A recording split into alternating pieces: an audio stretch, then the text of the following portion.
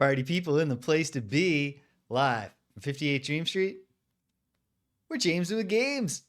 Happy Sunday, folks. Hello, Cedric. Yes.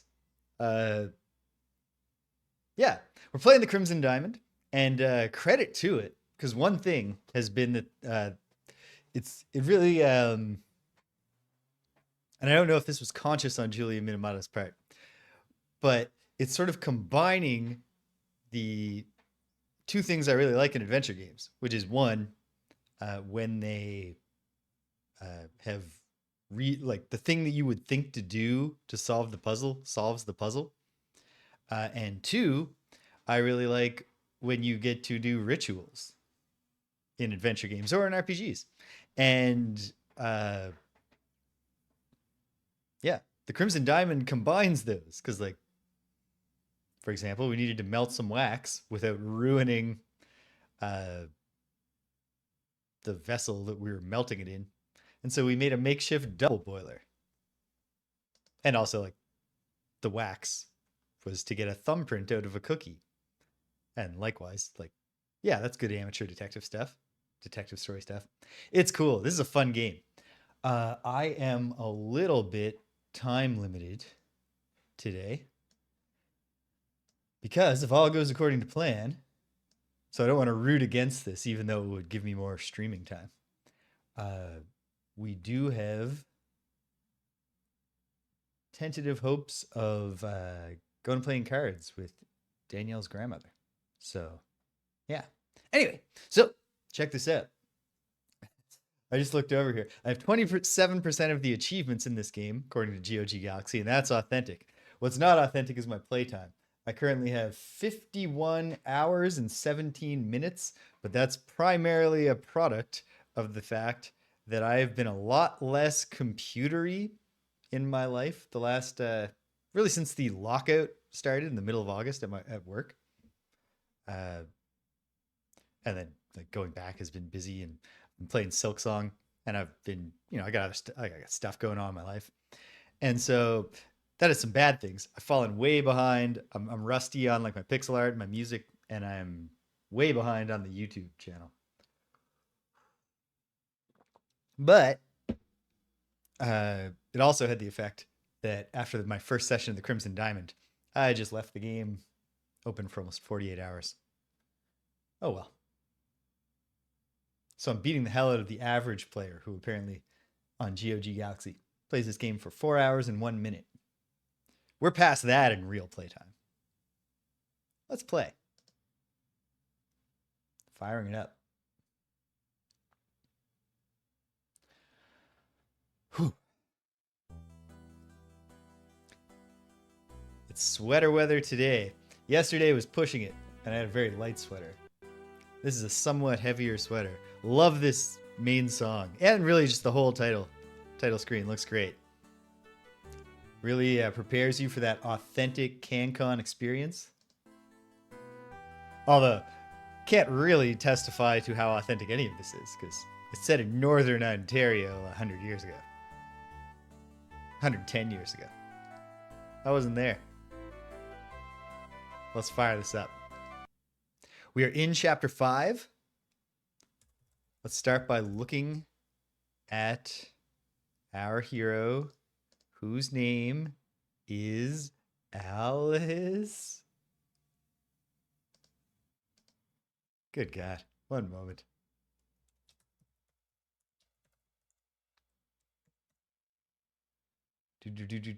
Nancy Maple. Of course, it's Nancy.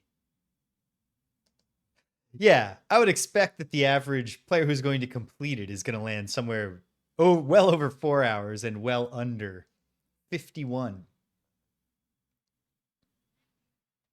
Okay. So, here we are. It's Chapter 5. There's been one definite murder, the poisoning of Mademoiselle Margot. And Evan, Margot's husband, is probably dead. That's what we're looking into now. Also, a ranger has showed up. Not a Mountie, because there are no Mounties yet in Canada. Look at dock. The jetty looks like a good place for fishing. You can see scuff marks, shoe prints. There are also splashes of spilled liquid. There's broken glass scattered across the jetty.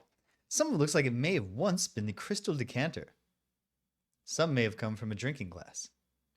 The last place we saw Evan alive was sitting here on the jetty with the decanter of whiskey and a drinking glass, getting drunk.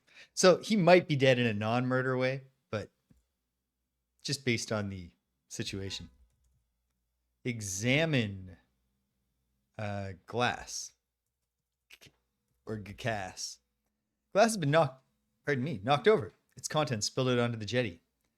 What a waste of good Canadian whiskey. You think you can see an oily mark on the outside of the overturned whiskey glass.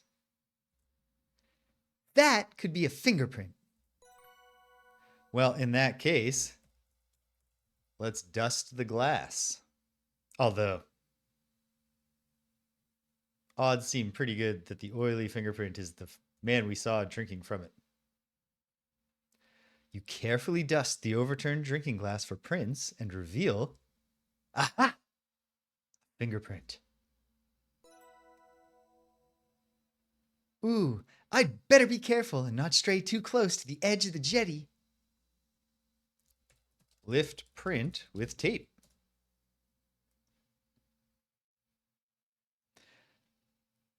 You know, I don't know Julia Minamata.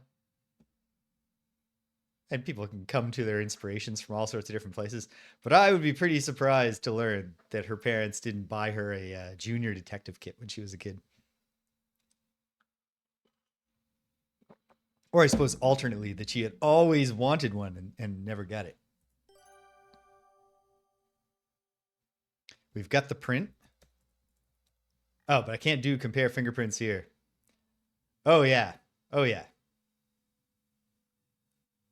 Nothing but good Canadian whiskey. Elbows up, says Nancy.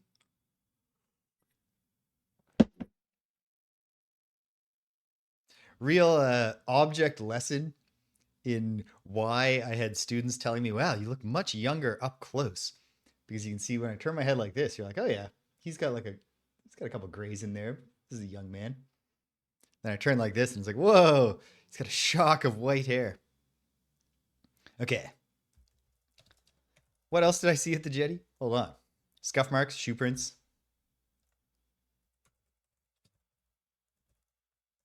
Examine those shoe prints, Nancy.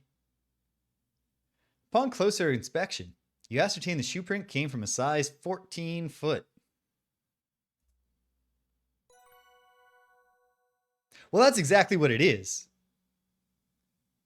There's like some gray in there, but the gray is so reflective that if the light catches me right, it overwhelms the whole experience.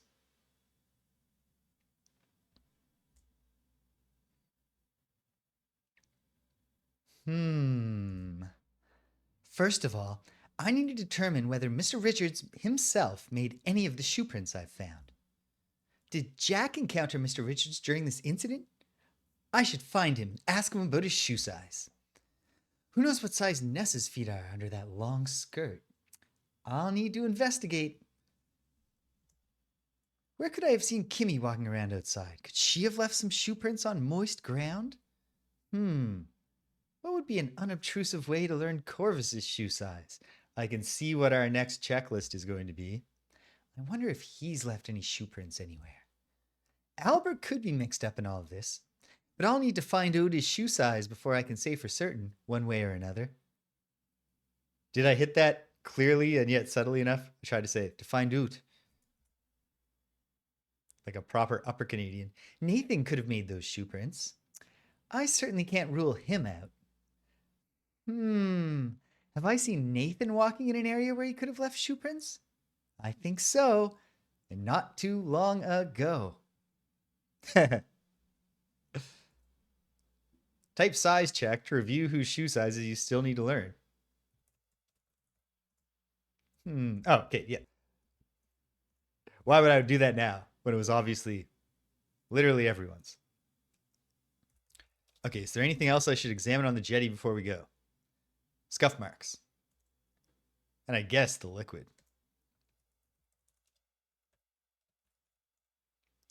But the scuff marks kind of do seem to suggest some foul play, right? The direction of the scuff marks appears to lead away from the jetty and into the woods to the north. Oh. And these scuff marks were made by rubber-soled shoes. I'm not sure exactly whose shoes made these scuff marks. I'll need to look into that. Mr. Richards could have made the scuff marks, but I'll need to find out what kind of shoes he wears. Ooh, I'd better be careful and not stray too close to the edge of the jetty. No, that's true, Nancy. And then I guess examine liquid, but odds seem pretty good that it's delicious Canadian whiskey. But is Nancy going to get down and slurp some of it up? No. Liquid here is yet to be absorbed into the dock. Even in the moonlight, you can see that it's golden yellow and that it's whiskey. In the moonlight. Like, you have the contextual clue that makes it pretty clear what's going on. But what a waste. The liquid on the jetty is definitely alcohol, not river water. I don't know how you tell that by sight in moonlight. But hey, Mr. Richards was here not that long ago. If he'd drunkenly fallen into the river, I'd expect to see watermarks on the jetty where his impact caused splashes. Yep. And also, he does seem like he might have been dragged away from here. Besides the spilled alcohol, the jetty is dry. Okay. Well, we got a job to do, which is, let's see, hold on. Do I have check mark for the, yeah. Hello, Tashtari, and welcome. Happy Sunday. That's good. That works. I know that, like, I think the cool musical opinion is not to like American Pie, but I like American Pie. I don't worry too much about having cool musical opinions. One of my favorite bands is the Bare Naked Ladies. Because I am Canadian. I actually don't think there's a thing where Canadians generally all have the favorite band, Bare Naked Ladies. As Rich said to me once, Rich said, I like the Bare, or no, he didn't say it to me. He said it to like a group. I can't remember the context of why he was bringing this up. I mean, it was my love of the Bare Naked Ladies that brought it up. And he said something to the extent of, I like the Bare Naked Ladies and I know the, obvious songs. And that's how I think most people feel. And he said, I don't know anyone but James who has a passion for the Bare Naked Ladies, but they're a great band. You got to listen to more than just 1 week, although 1 week is a fun novelty song. Okay.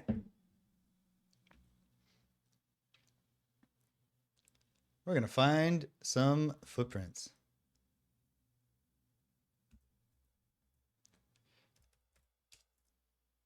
That makes sense. All right. No footprints here, but could there have maybe been some footprints in here?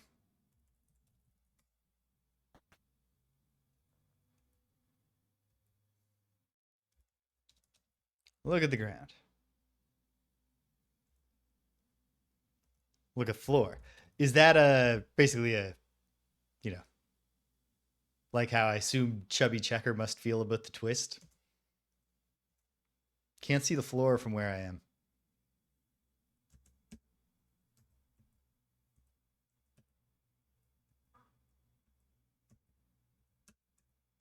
I thought this door was open. But I guess not.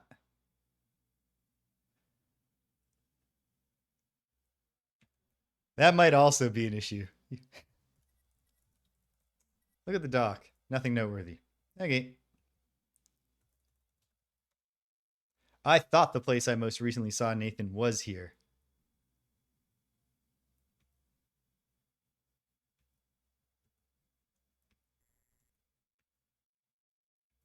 I would be willing to bet, though, that on the whole,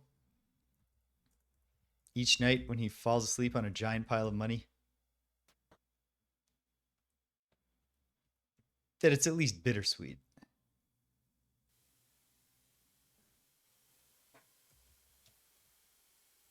Look at the ground. It's a clearing here with a carpet of green grass. Down by the river, the constant spray of the waterfall has dampened the earth. Muddy patches gather between the slippery rocks. Shouldn't get too close to the river. It looks deep and dangerous. In Kimi's excitement, she strayed quite close to the riverbank, leaving behind a set of shoe prints in the softened earth. That's a good line. That's a good line.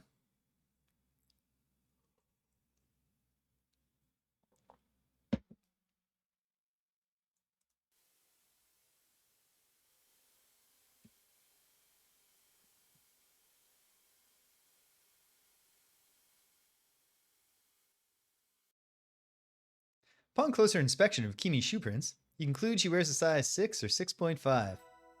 Well done. Ooh, I'd better be careful and not straight. Yes, that's true, Nancy, but you don't need to keep saying it.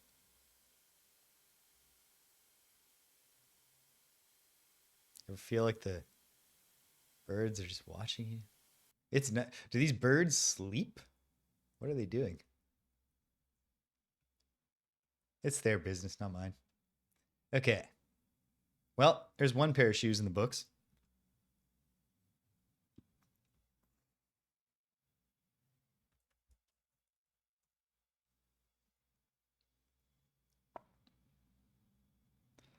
I think in 1914, if someone catches Nancy investigating shoes, she probably can't get out of it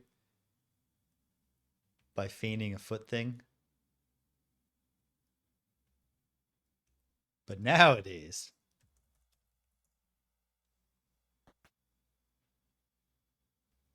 you open the door. Look at the floor. Nothing noteworthy. And close it. Boom. Okay, hold on.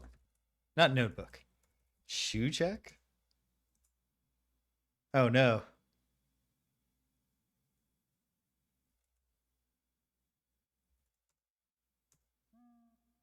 What the god? Compare shoes? What was my phrase? Was it recorded in my notebook? Size check. There we go.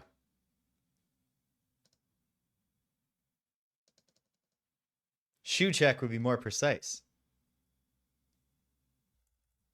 Actually, I guess shoe size check would be the precisest possible one.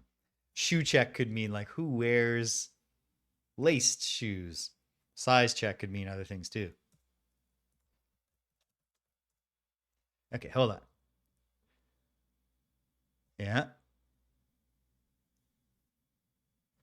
Oh, Leon Kennedy lover. You know what? I'll give you this, Leon Kennedy lover 13. That's the first time a bot has had a name that sounds like it might be somebody who hangs out on Twitch. That's not going to save you from the cornfield, though. So enjoy it. Ah, Resident Evil 4.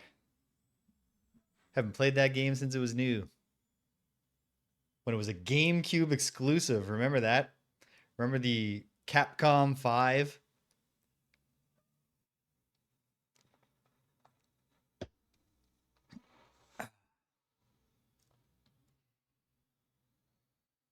That was a rough time to go on the internet if you were a Nintendo fan.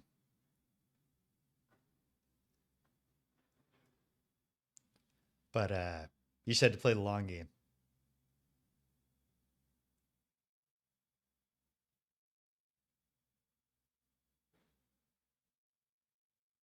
I don't know if I ever encountered that bug, but it sounds great.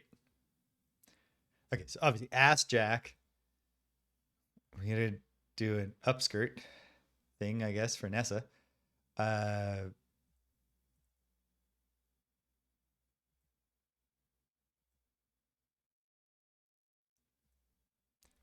What is the area that I recently saw Nathan walking where he could have left shoe prints? Fortunately, there aren't that many screens. So I'll just queue up look at ground and start going different places.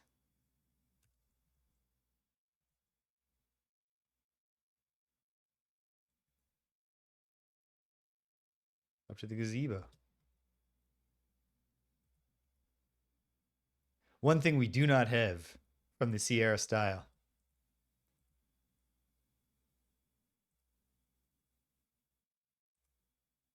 Excellent. Shoe prints by the bench.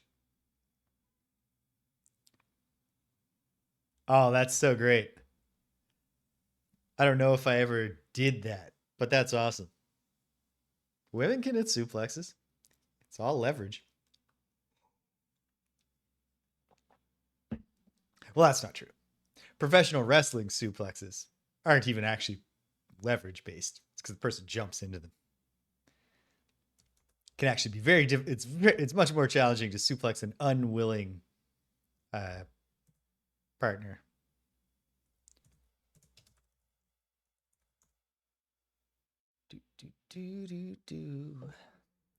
These shoe prints look like they came from a size 14 shoe.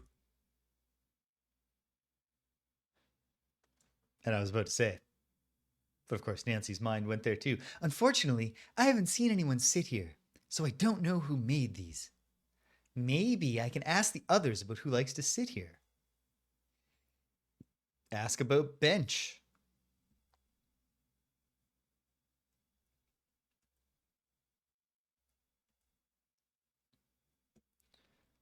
Also, so far all the shoe prints have been graphically represented. So I might not even need to be typing look at ground to find shoe prints.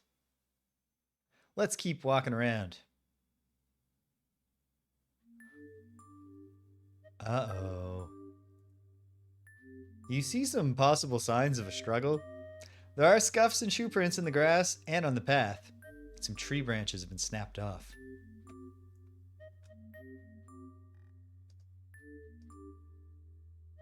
Well, jeez. Lots to do here. Let's start by examining these shoe prints. You can see a smattering of shoe prints here that appear to come from two different size shoes. Most of these look like they came from a size 14 foot, but there are a few here that look to be size 8. It will certainly be convenient if it turns out we all have different shoe sizes. What else is on the ground? Strange puddles of liquid. Scrapes and shoe prints. Examine the scrapes. Upon closer examination of the scuffs on the southern path, you include someone was dragged from the jetty to here.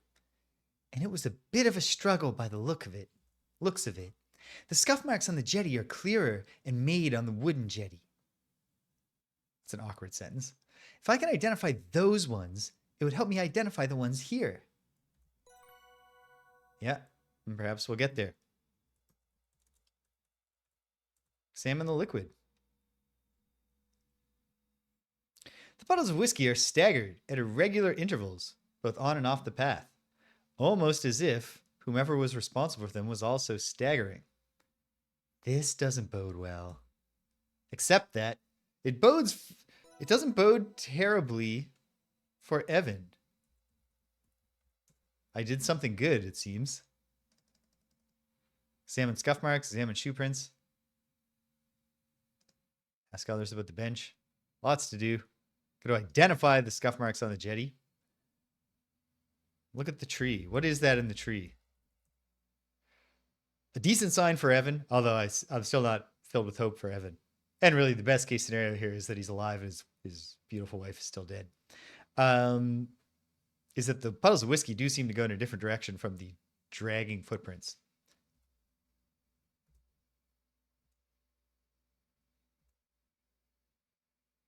Freshly broken branches. Okay. Those are just oddly rendered branches. Because it kind of looks like... well, my mouse cursor won't appear while I'm typing. But you see the things that I'm looking at that stand out. They kind of look like tassels.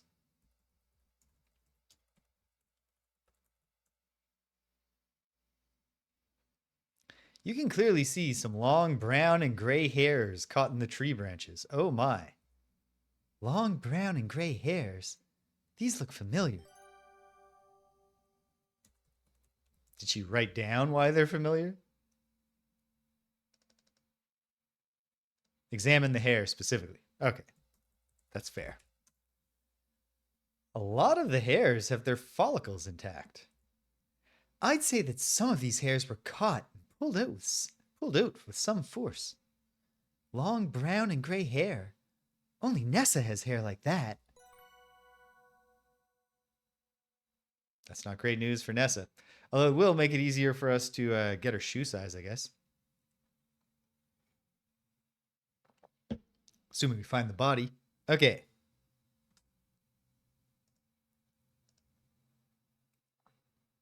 I think I'm going to start with the less Nancy going into imminent peril direction. Follow the whiskey. Are we just going to find Evan just chilling up here? Nope. Not yet. Okay. Well, what about up by the shed? If I go back closer to the house. He did go in. Or at least somebody went in. Good. Good for him. Let's go the potentially bad way. Probably doesn't matter that I... Hello? Signs of a struggle continue in the area around the smokehouse. Scuff marks and shoe prints continue along the path and into the smokehouse. The door to the smokehouse is shut tight, but you can hear some indistinct noises inside.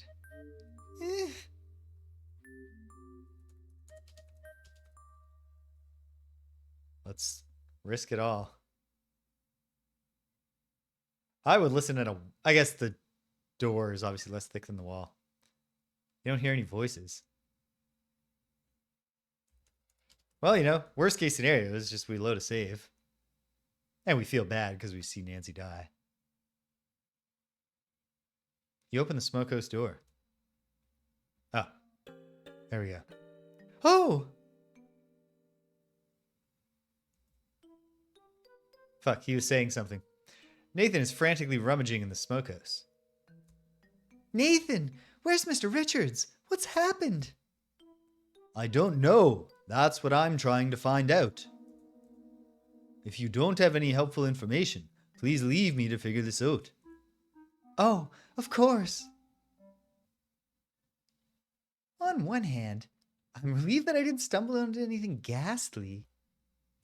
But on the other, where's Mr. Richards? And what's happened to him? I'll need to come to some conclusions and present them to Nathan. Maybe then he'll let me continue into the smokehouse. He'll let me into the smokehouse and I can continue my investigation. I'm going to need to figure out who was involved in the scene I found at the jetty. Well, probably Nessa. But who else?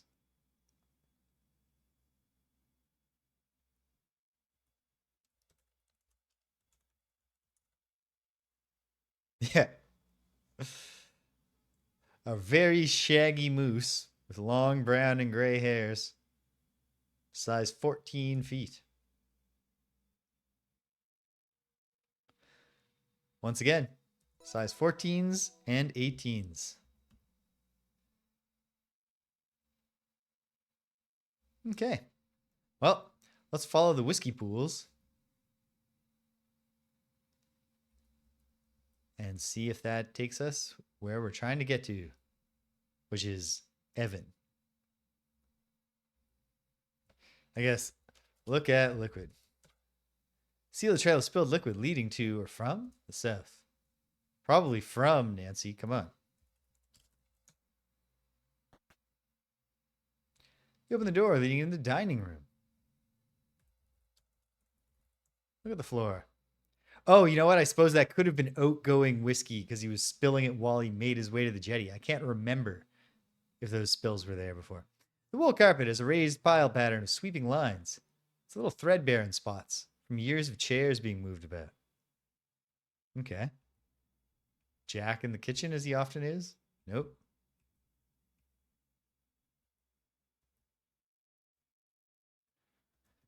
Okay. So our main goal right now is just to learn more about our housemates' feet. Anyone playing billiards? No.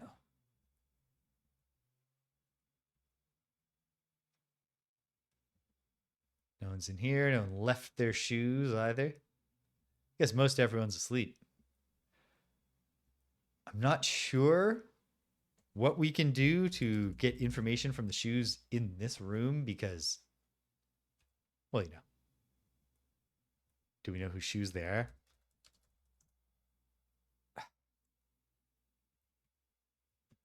Shut the door behind you, Nancy. Shut the door behind you. Never mind, Nancy. Just leave the door open. No one's going to find you. Look at the boots. Oh, the women's boots or the men's boots. Examine women's boots.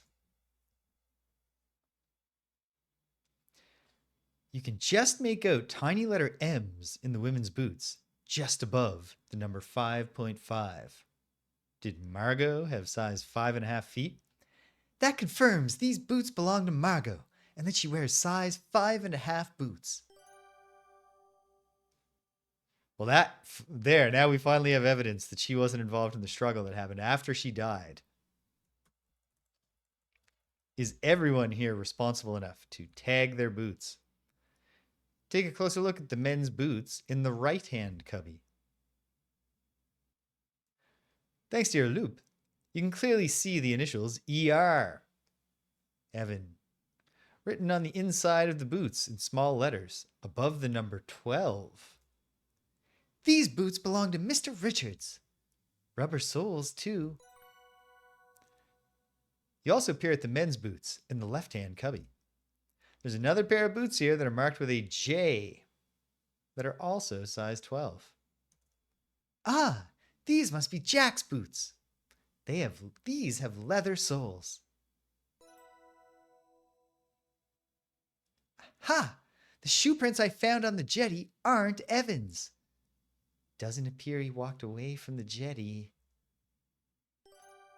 The scuff marks I found on the jetty leading away from the jetty were made by rubber-soled shoes. Okay, so we're back to bad news for Evan, and probably the whiskey puddles were to the jetty. And then the fact that there is no away from the jetty stumbling is another bad sign for poor Evan.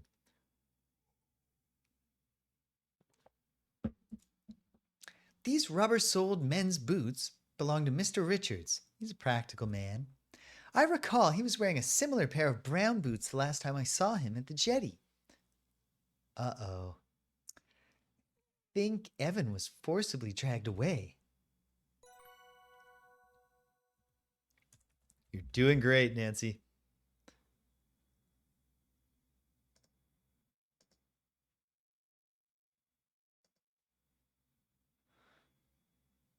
Thoroughly investigate Jetty and Smokehouse areas. Report your findings to Nathan.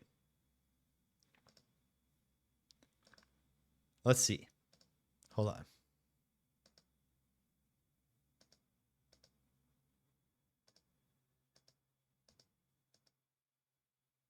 I think we have one, but not all of the pairs of shoes. Hold on. The sizes that were there. Okay, hold on.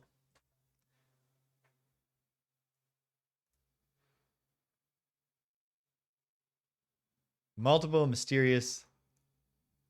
Mr. Richards wears size 12. He definitely didn't make shoe prints on or around the jetty. Shoe prints on the jetty came from size 14 feet. Jack's are size 16. 12, sorry. I know Jack didn't make those shoe prints, but who did? Who knows what size Ness's feet are under that long skirt? All right, so Corvus, Albert, Nathan, but I don't remember what that area is, but we'll figure it out. And yeah, so Corvus, Albert, Nessa.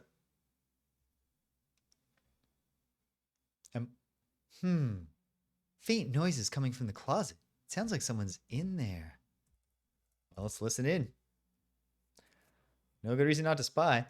Though muffled by the closed door, we're just going to let it slide.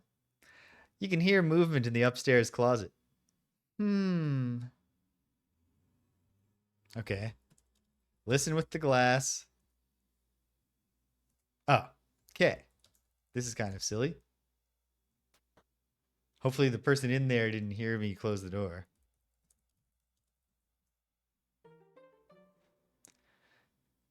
With the help of the drinking glass, you can hear someone or something in the upstairs closet. There is definitely a person in the upstairs closet. You can hear footsteps moving back and forth, and the occasional clatter of metal, as if someone was testing a lock. Who could be in there? And what are they doing?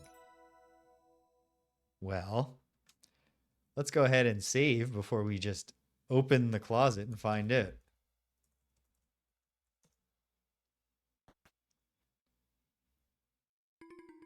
Oh, pardon me. You stumbled upon the ranger rummaging in the closet. Note has been added to your notebook. Ranger Murdoch, what are you doing in here? Oh, Miss Maple, is it? You certainly gave me a start.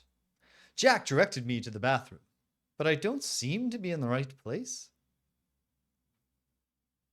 Yeah, this is definitely not the bathroom, sir. I'm used to being out in the wilderness, but a bucket doesn't seem that appropriate as a bathroom, eh? Ah, the bathroom is across the hall from the spare room. Oh, I thought Jack said across from the stairs. My mistake, excuse me. So was he trying to get the trunk unlocked because he was going to pee in it? No, this is the cover story.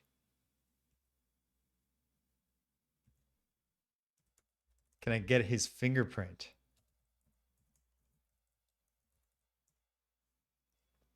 Blue trunk is a bit battered. Looks like it has survived an overseas voyage or two. It's also locked. Nope. Unless. No. Okay.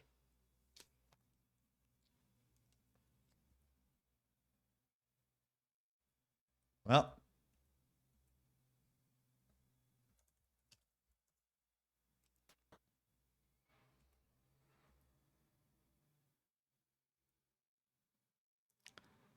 Spare room door is open. Someone hanging out in the spare room? Hey there, Nancy. Full house, isn't it? If you're looking for the ranger, he should be in the bathroom across the hall, freshening up. Talk to Jack. Oh, hey there, Nancy. Just getting Ranger Murdoch settled in for the night. We better not get any more unexpected guests, else you folks are going to have to start sharing beds.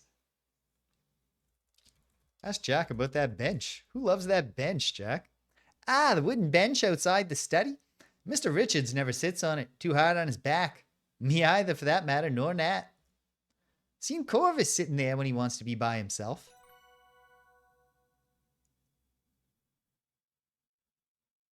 Okay. Does that actually close the loop? Yes. Corvus. Size 14. Evan and Jack have the same shoe size. What a convenient coincidence.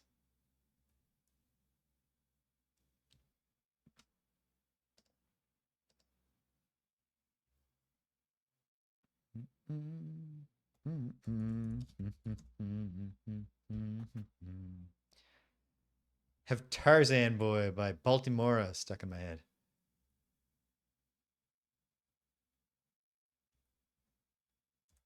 Well, Nessa's not here.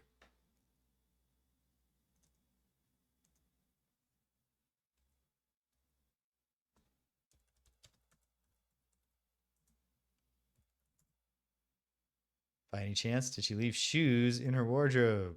No, she is not unpacked. No, stop, Nancy. You can't take it back once you've said it.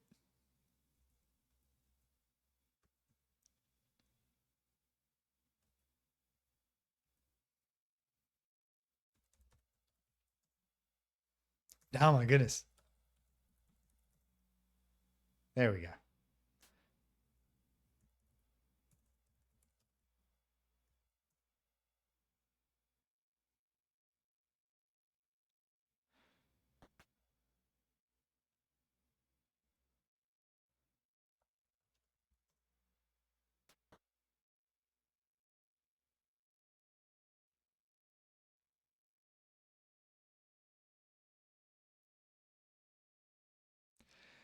I like the line I really like is the burning bright, the fire sets a signal to the sky. I sit and wonder, does the message get to you? But in general, it is much more of a vibe. I really like the melody. I like how it's the verse construction is like two short lines and then that the like much like extended phrase. Hey, Kimi. Oh, hi, Nancy. Is something wrong? I think it's time to move on. I feel like I've worn out my welcome here. Worn out my welcome here. Oh, why do you say that? The people here are so unfriendly, rude even. I much prefer birds and the great outdoors. Not to mention poor Margot. The lodge is so full of tension, full of so much tension. Angry, muffled voices, slamming doors. Going to head to bed soon. Maybe things will be better in daylight. I hope so, Kimmy. Good night. Good night, Nancy. Okay. I'm not going to bother trying. Ask Kimmy about Nathan's feet. I hear voices near this doorway. I wonder what they're talking about. Well, there's no harm in a little eavesdropping. With the help of the drinking glass, you can hear a conversation behind Albert's bedroom door. And what government agency did you say sent you, Mr. Respa? Your government sent me. The specific name of the agency escapes me. Here, I have the documents. I trust they're in order. Ah, thank you. Yes, let's see. Yes? Those look just fine.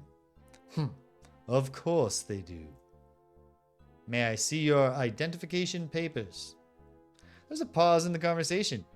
Even with the aid of the drinking glass, you strain to hear what comes next. See here, officer. I am a very busy man. I don't have time to root about in my documents to produce my identification papers at the moment. I am here because my government is doing a favor to your government, yes? Strong international relationships are vital, especially in the times to come. Doubtless you are aware of the current state of world affairs? I am. So if I were you, I'd take a step back and turn your attention to the dead woman in the cellar, which is, after all, the reason you are here. Of course. Have a good evening to you, Mr. Respa. So much for Canadian hospitality. Ah! Yeah, it's time. You're giving me those textbooks for free. Oh, Miss Maple, good evening. Good evening. Did you wind up just peeing on Albert?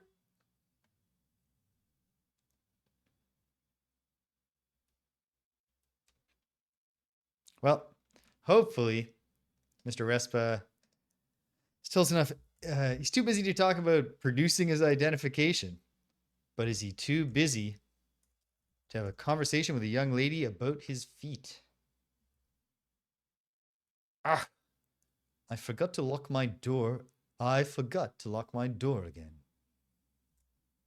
I've had more than enough of your company, Nancy. Please leave me to my work.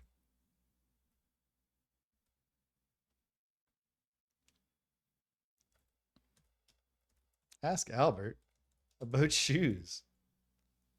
Miss Maple, I can't think of a reason why I would tell you that. That's fair. Look at feet. Just eyeball them. Nope. Okay. We'll work on his feet later. Corvus, Nessa, Albert, and Nathan. Because Nancy blindly trusts authorities, so she doesn't even think the ranger might have killed Evan.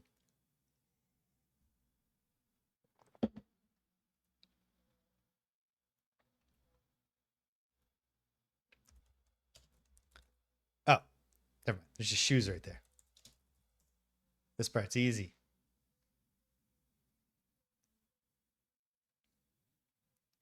You peer into the shiny, well-maintained shoes. Thanks to the loop, you can read the size printed on their insides, even though it's a bit faded. I see. These shoes are size 14. Seeing as they're set down by Corvus's bed, I think it's safe to assume they're his shoes.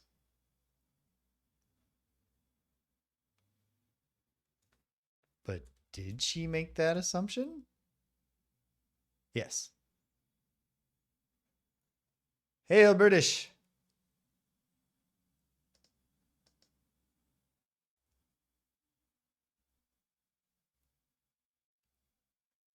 Wait.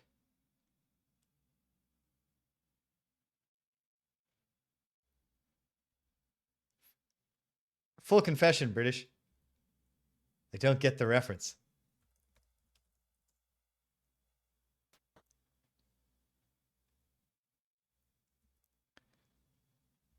All right.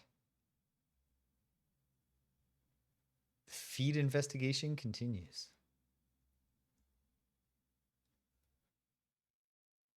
Might as well check the other common rooms. See if anyone's awake that we could talk to or what have you. If anyone's just throwing their shoes everywhere like an animal. Okay, let's go back outside. Because Nancy's inner monologue certainly suggests that I should be able to find Nathan's footprints just outside somewhere.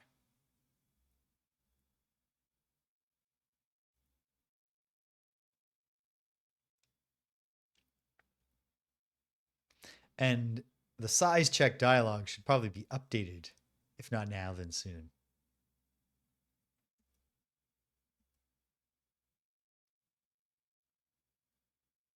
I don't think I looked all the way east on this plane. And I did not cross the bridge. I'm not even sure if I can. Perhaps I'll do that next.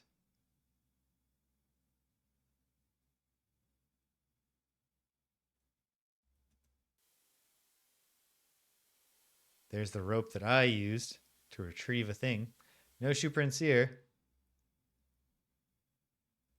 You could certainly make a fair assumption that these footprints might be Nathan's, but who knows?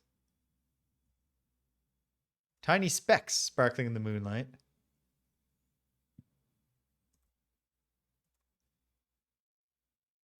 Oh, and there's something round and there's a button.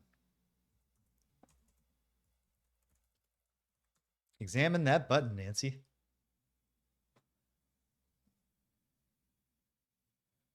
And good eye. I would have just thought that was any random pixel. This is a gray metal button with 4 buttonholes. Who could this belong to?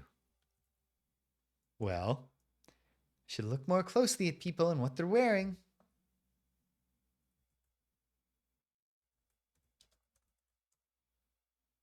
Take the button just in case.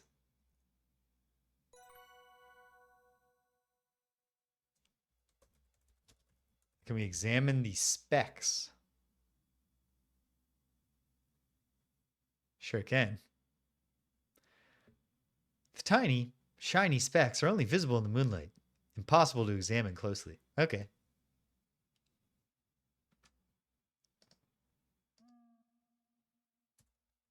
So, what's our status here? Find out who owns the button.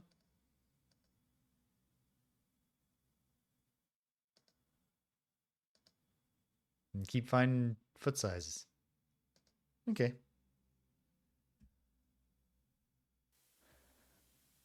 But where did I supposedly see Nathan that should have left a footprint?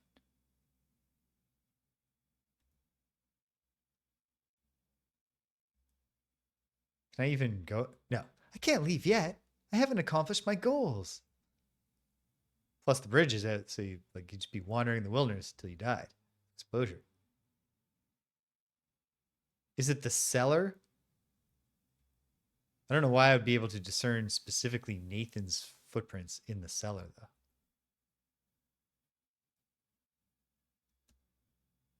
I'm pretty sure Nathan was there, but so was everybody. Or at least a bunch of people. What about the gazebo?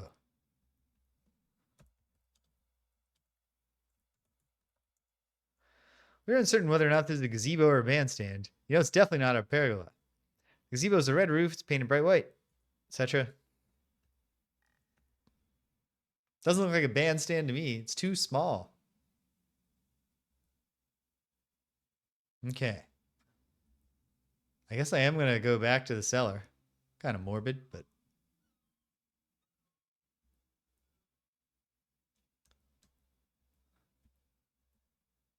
And, yeah, Nessa's shoes. The fact that it seems entirely possible that she's busy committing murder might make it hard to find her and get her shoes off her. But I guess we'll see.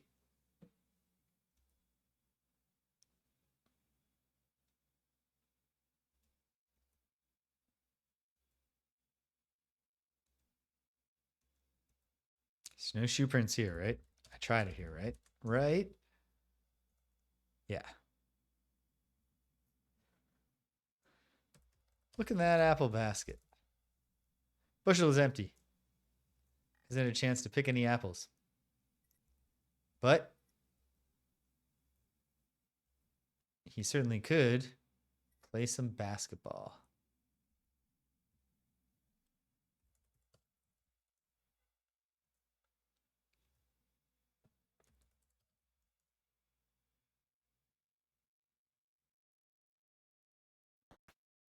Oh, I thought we were going to find out it was locked.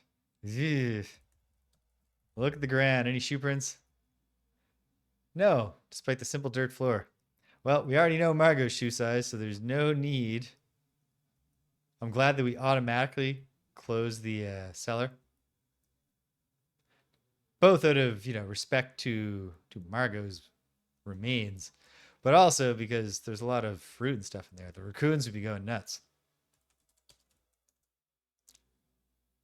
Let's look in the shed, I guess.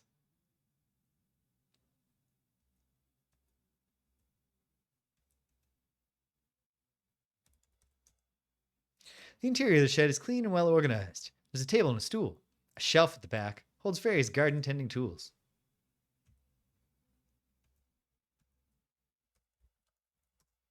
Let's close that door.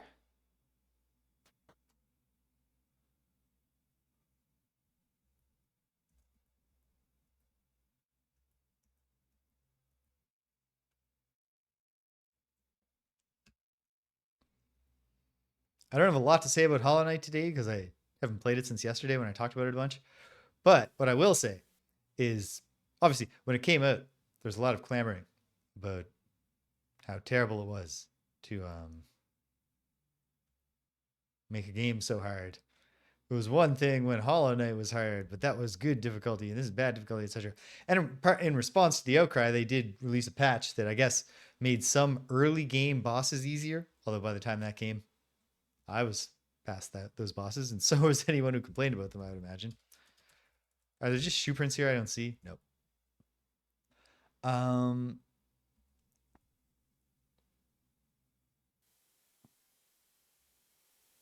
Okay.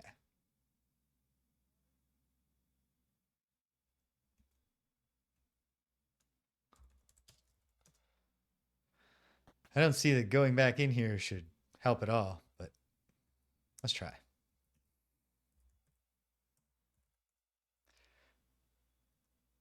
Appears that the carriage house was once used as a stable. Stall is empty. Old hay bales, etc. Different directions. No, no Nathan shoe prints here. Look under car. You don't see anything noteworthy. Look at ground. Look at floor. Yeah. No. Okay. So I'm going to do another size check and see what new dialogue has been added. Oh, my one thought on Hollow Knight Silksong was that in that patch, at least the parts that I saw affected, and I definitely saw a sub because like there were a couple enemies that it changed. The specific part of the game I was at the time, which I think was just at the end of Act 1, like coming up the blasted steps. What am I trying to say? Yeah, I noticed there were certain enemies who I knew took me like 4 hits to kill, and now they took 3 all of a sudden, or something like that. So like I noticed the patch when it happened. But one big thing was that I guess people had really not liked taking 2 damage from various environmental hazards. And so they adjusted every environmental hazard down to 1. And while on the whole, I actually think that's a good design decision, because falling on the hazards, you know, it's annoying enough. You don't want to lose 2 masks instead of just 1. But I think there's an exception for the like sand maggot things that are in the blasted steps and the sands of Karak, where you get close to this sand and then there's all these little like mini sandworms with big sharp teeth. And if you fall in them, it's just like falling in lava or falling in spikes or whatever. You just go, oh, and you take damage. I think that particular falling hazard is so horrible. Like it's so well realized as a like an audio visual experience that I, I feel like they should still be doing 2 damage every time they get you. I also fall into that particular hazard a lot less often than other hazards because I feel very motivated to be careful because of, again, how dreadful the maggots are. Okay, let's try the size check. See if Nancy has some thoughts that could help me here. And of course, I can get to work examining clothes. I need to figure out whose shoe. Okay, yes. Yeah. Yeah. Yeah.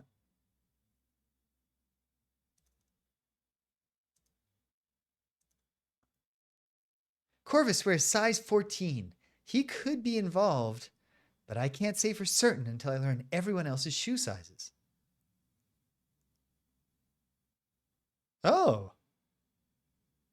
How?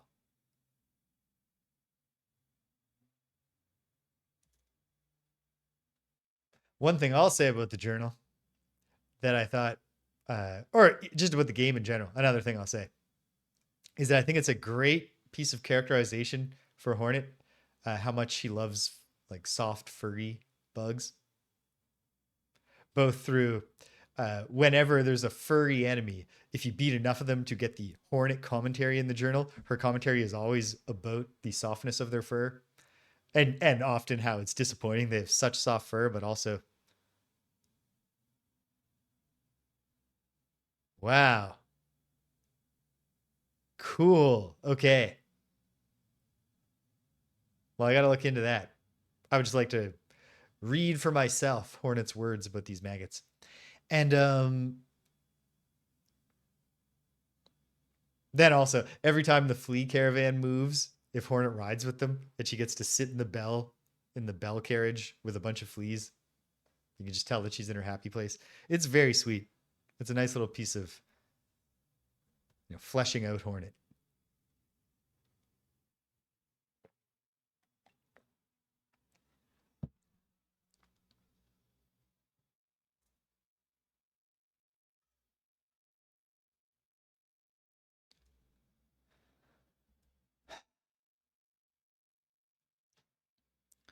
Where did I see Nathan walking where he could have made shoe prints?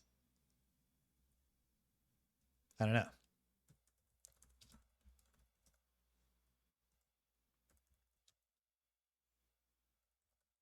Look at the clothing here. Various items of clothing hang from the hook. Examine the work clothes? No. I think for the button investigation, it wants me to look at people's shirts.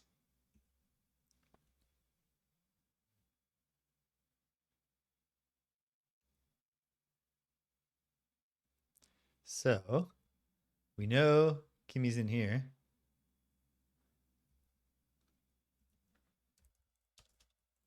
Look at Kimmy. She looks perturbed. She's sitting at the coffee table drawing in her sketchbook. What's she sketching? She's drawing murder scenes. Kimmy is drawing a map into her sketchbook. Oh, Nancy. Sorry, I don't like to share my sketches. I'm a bit embarrassed by them.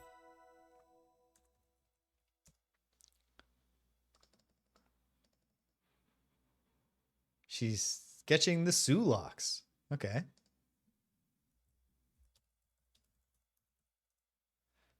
Oh, I'm just sketching to calm down a little after an unfortunate encounter with Albert. I don't know what his problem is. He stormed into our bedroom and yelled at me for no reason. He seemed upset about the map I was looking at, so I burned it in the fireplace. Yeah, seriously, this is not a guy. I've had it with these unpleasant people. I look forward to moving on when I can.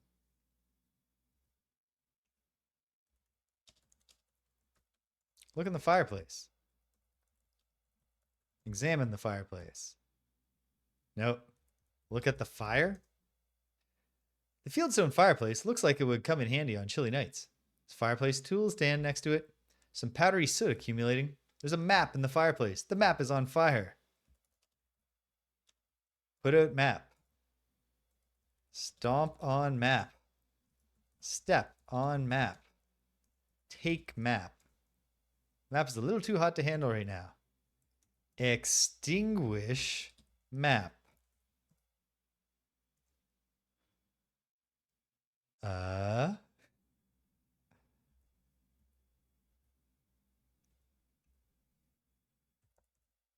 Blow out fire. Extinguish fire. Get some water. Okay, sure.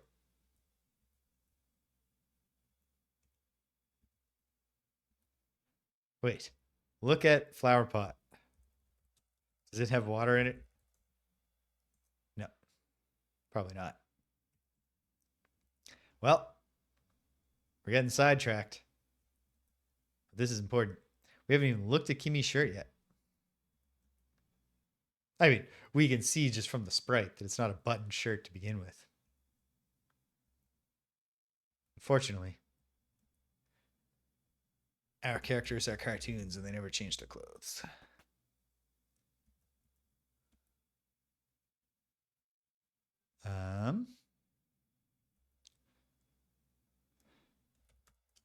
Fill glass with water. Fill the drinking glass with water. We are multitasking with this drinking glass. Hopefully I don't pass anything that I want to listen to on the way back.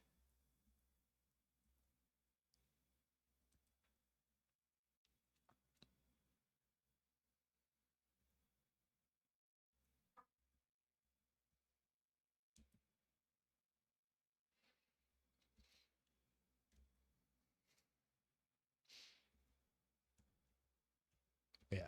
We got to know what this map. Extinguish the fire. You pour water onto the burning map. You dump the water out of the drinking glass. Those are the same action. Take map. You take the map out of the fireplace. Well done. Examine map. Yeah, of course. I should have known. I have two maps now. Examine Kimmy's map. There's a circled location on the map. It's the Sulaks. Why would Albert be upset by a map with the Sulaks circled? Well, maybe we could upset him and he'd tell us.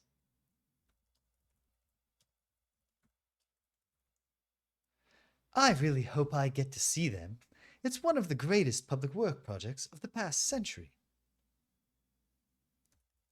Look at Kimmy's shirt. You don't see anything noteworthy.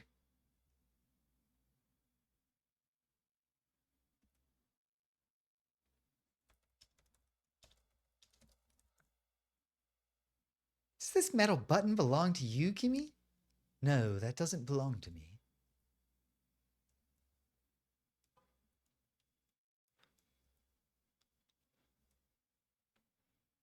Well.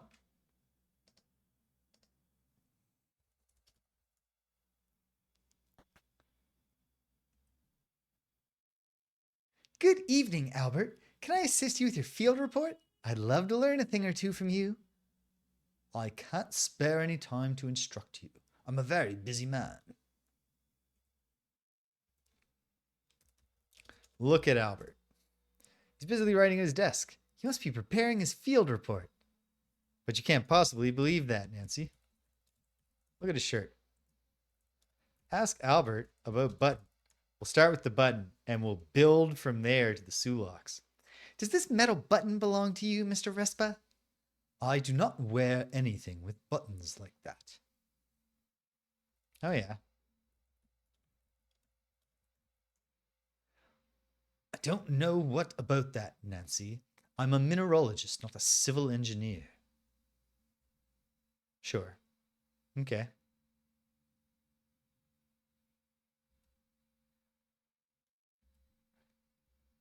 Oh, but they're not. They're different buttons to him.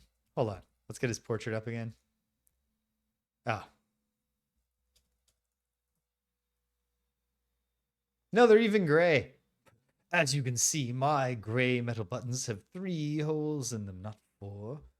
What do you want now? You look so tired, Mr. Respa. Could I offer you a foot massage? No, we're not ready yet. We're not that dedicated to the cause yet.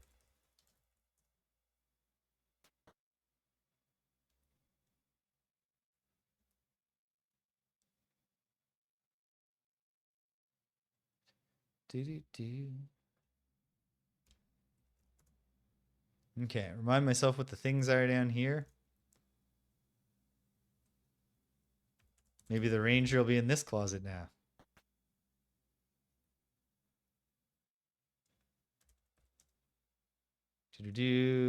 Nothing noteworthy. Close the door. Probably still nobody playing billiards. We'll take a quick look. I just remembered Jack is upstairs. I'm going to go back up the stairs, talk to him.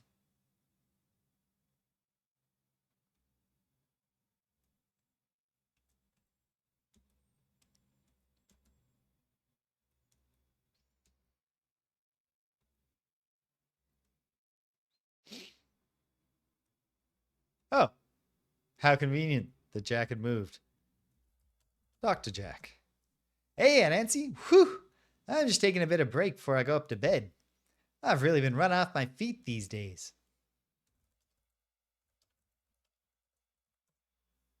Does this metal button belong to you, Jack?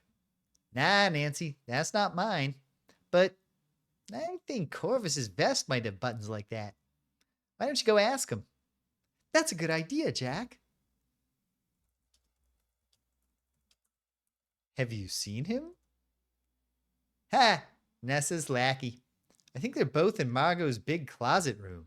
Nessa thinks Margot stole a ruby brooch, so they're tearing the place apart looking for it. Well, I mean, to be fair, she did.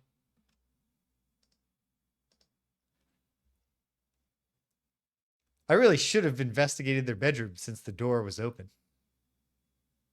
That's fine, we'll do it now. Maybe we'll learn about their feet while we're at it. And then, how can we use... No, they're not in here.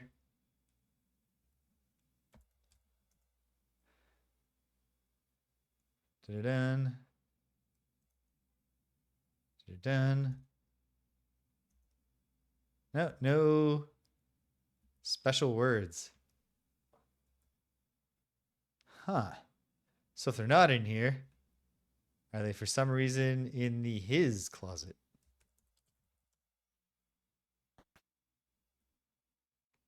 Oh, there is no his closet, which makes sense. Evan doesn't seem like the kind of guy who needs a dedicated closet. Ensuite bathroom. What a luxury.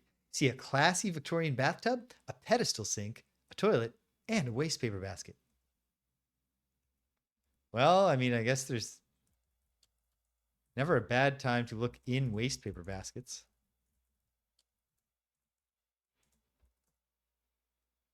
There isn't anything in it, though. Okay.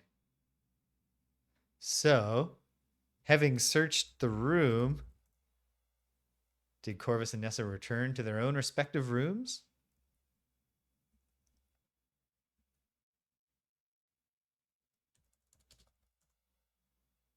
One way to find it is to go and look. Corvus is not back in this room. Then again, they could both be in Nessa's room, debriefing from the search.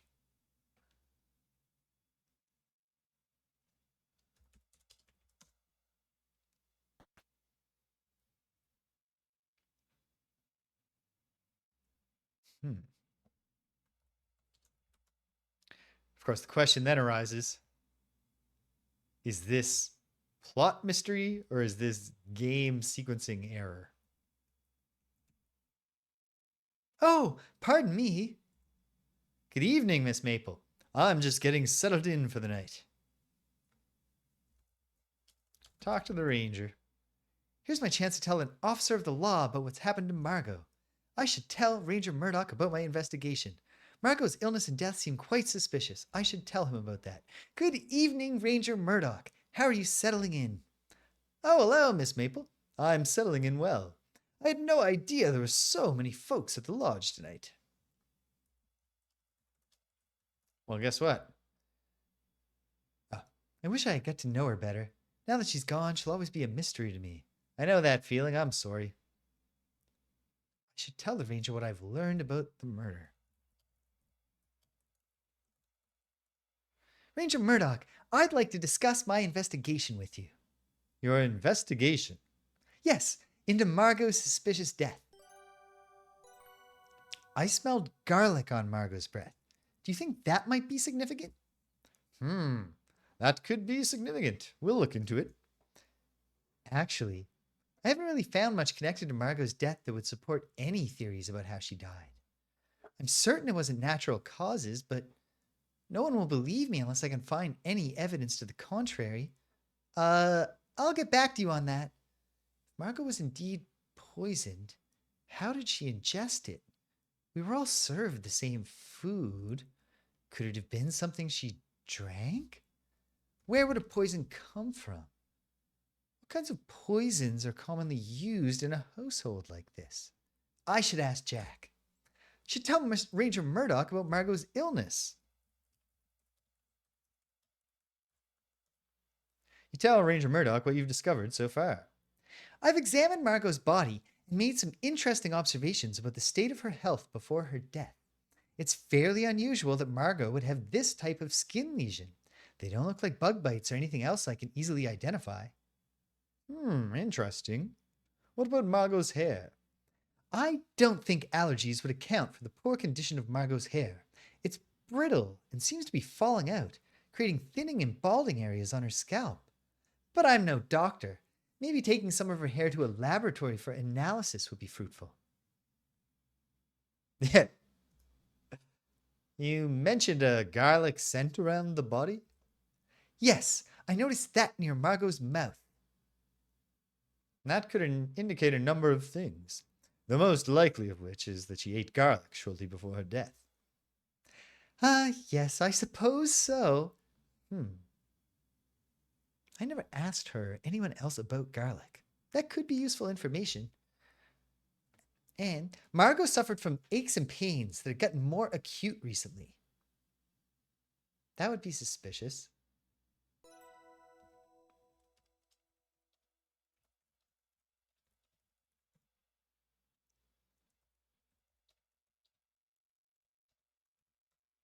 Nope.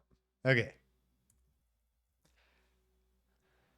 In a technical sense, What have we accomplished just now?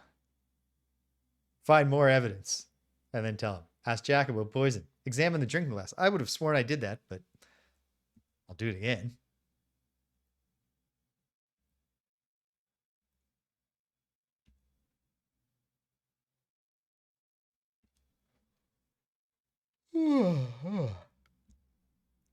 Pardon me.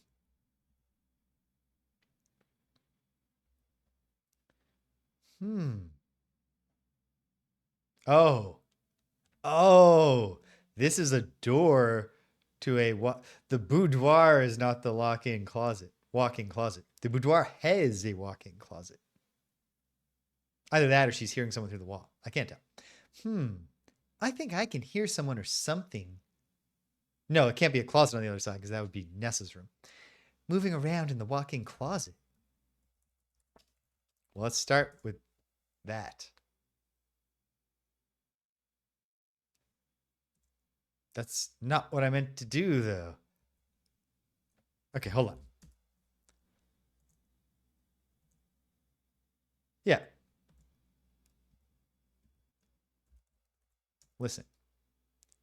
You can hear rustling, clattering, muttering voices.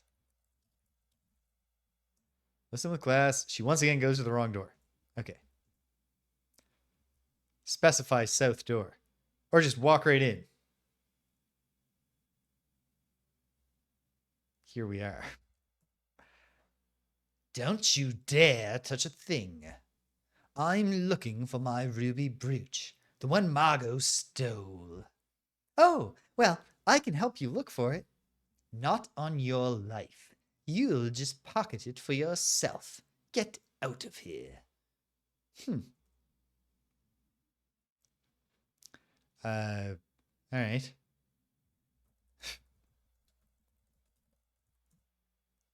Does this metal button belong to you, Nessa? No, it doesn't. I didn't think it did.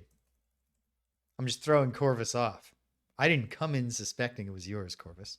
Just asking everybody. Does this metal button belong to you, Corvus? Oh, indeed.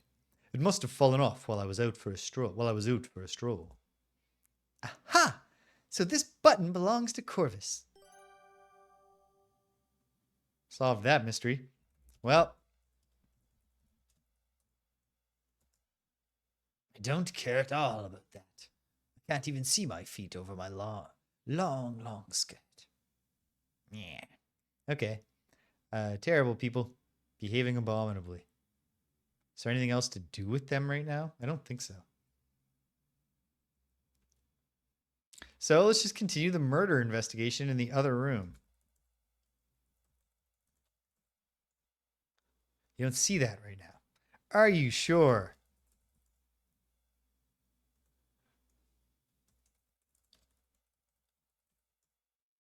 Margot's glass. The last of the water in Margot's glass is evaporated, leaving a white, powdery residue. I wonder what this could be. Did I get the print off that?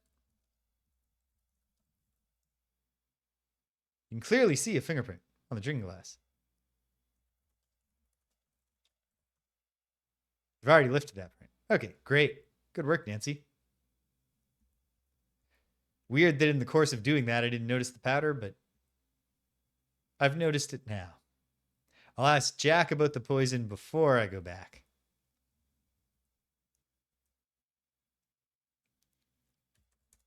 Let's see how much sequencing is really going on here. Has Jack finished his nightcap, come up to bed? No. So I got to wait for the students to let me know. Last year for their drag show, they'd asked me, the showrunner, Quinn, had asked me to do 2 numbers. And I was like, let's just, let's get a foundation and see what we can do in the future. Not realizing, of course, that in the future, wow, I was going to be more than ready to really show out. So I got to wait and find out what they're asking me for this time. But if it's 2 numbers, Danielle and I were discussing it logistically. tricky idea. But if it was 2, in the Act 1 number, I would do. Hold on a sec.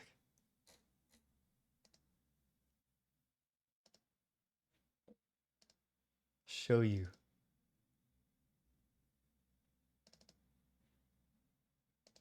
Do this outfit, possibly not with those heels, and with a black wide brim hat, and do sweet Anita O'Day's version of Sweet Georgia Brown as a lip sync. And then the logistically challenging part is that if indeed they ask me to do 2, for the second act number, I would go completely opposite way, like kind of 90s grunge rocker chick. Or if you want to put it in Greg and James terms, Jamie as a Linda. And get a cheap pink Stratocaster and do, which I'll use for like the first verse of Celebrity Skin by Hole.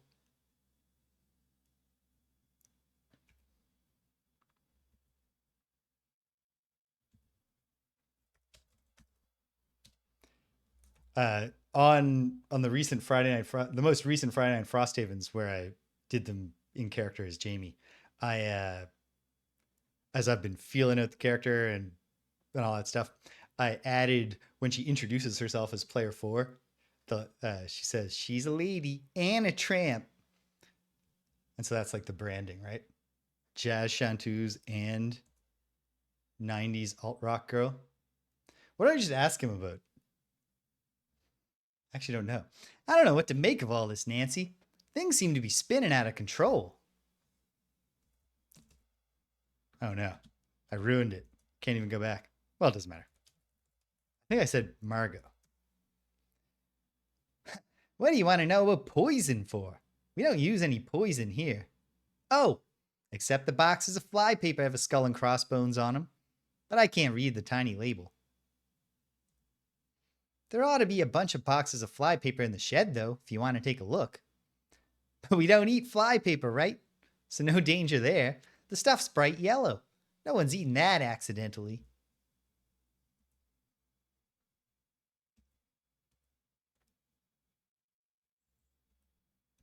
Now, if anyone's eating that, it's murder most foul.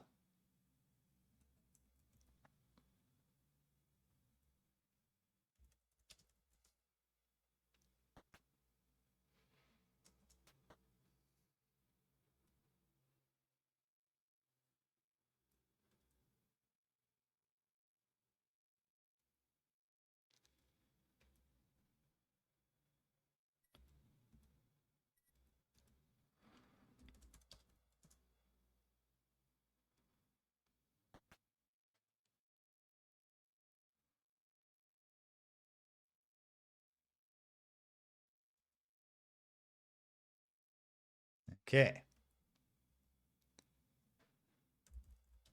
Look at flypaper boxes. Look at boxes. There's a box of flypaper on the table. The colors are bright, the corners are crisp. Looks pretty new to me.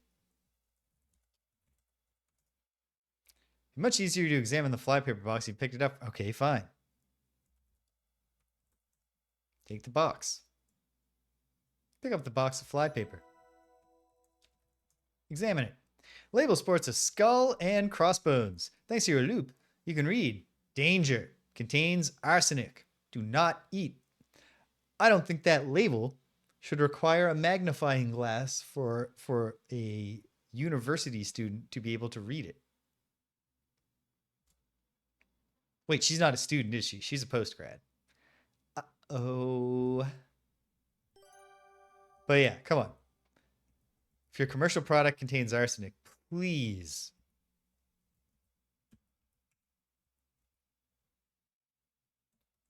Hold on. Dust box. No.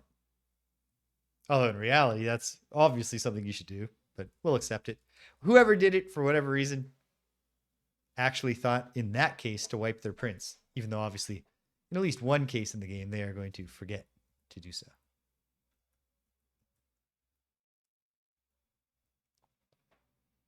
go talk to Ranger Murdoch about what we found. Then I guess I gotta start racking my brain again. Where the hell did I see Nathan that should leave shoe prints that I have not found yet?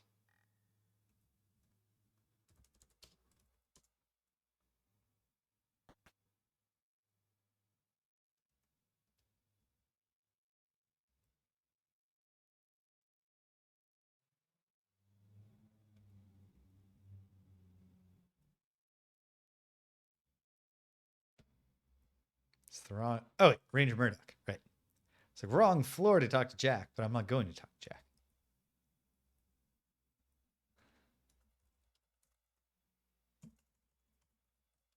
Tell about arsenic. I think Margot was poisoned by arsenic. I heard that she died suddenly. Why do you think she was poisoned? Well, I don't really have any hard evidence. I just have a feeling. I see. I'm afraid I'll need more than that, Nancy.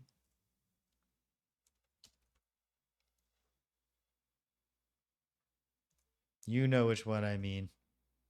Okay, no. It's more than a feeling. I literally, like, come on. We have a box of poison. We have the arsenic. Tell about her glass? Nope. The white powder? Nope.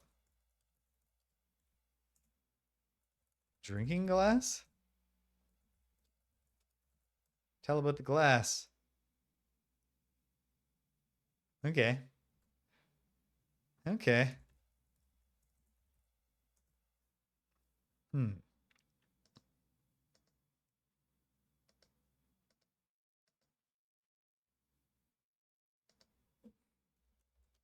Tell about flypaper. Ha!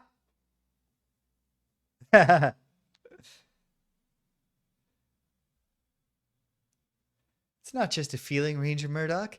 It's more than a feeling. The flypaper in the lodge contains arsenic. Most flypaper does, Nancy. It's a very effective poison. I should tell him about this jam jar I found. I found this jar floating in the water by the waterfall. It looks like someone was trying to dispose of it, but it got caught in the rocks. There's a white residue and a strip of damp flypaper inside. White residue? Maybe it's dried soap? I don't think so. This flypaper's got arsenic in it, so I think the residue is actually arsenic. I believe someone was soaking the flypaper in water to extract the arsenic. Who would do such a thing? Eyewitness Nessa pouring the contents of her silver flask out onto the grass. She could have used that flask to store water that has been adulterated with arsenic. Why would Nessa do such a thing? I think Nessa poisoned Margot. She was afraid her brother would bequeath the lodge and lands to Margot, not to her. I see. That's a very serious allegation. Do you have anything else to tell me about your investigation?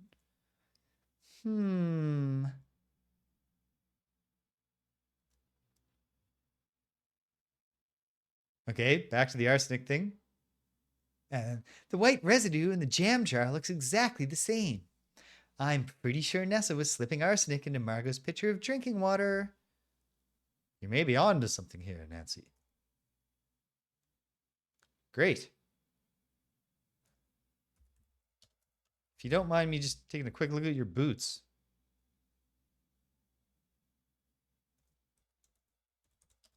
I wonder. She'll do it.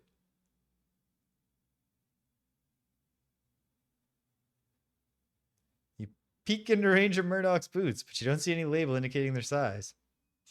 Can I help you with anything, Miss Maple? Oh, no, not at all.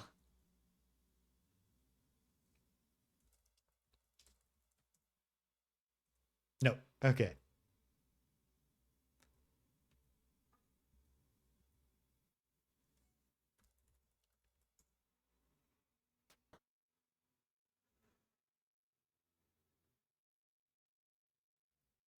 Thought we were gonna get stuck doing a foot rubbing mini game as a cover story,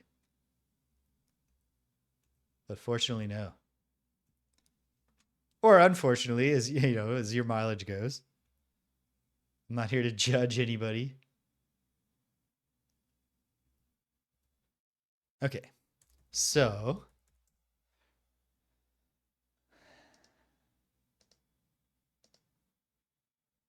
I mean, the big thing right now is just the feet.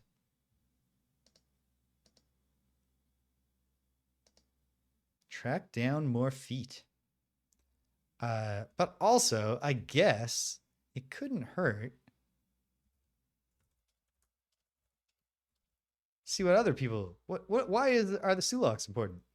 Can't say I got much to say about that. Possibly no one gives a shit. I'll ask Ranger Murdoch. And then I gotta run to the washroom. So we'll take a brief intermission.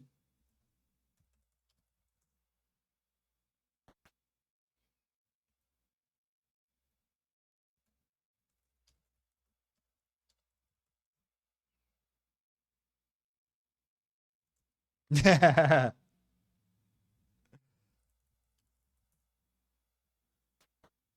feel like even for Quentin Tarantino, that's still venturing into some new territory. If it's specifically this, it's turning his crank now.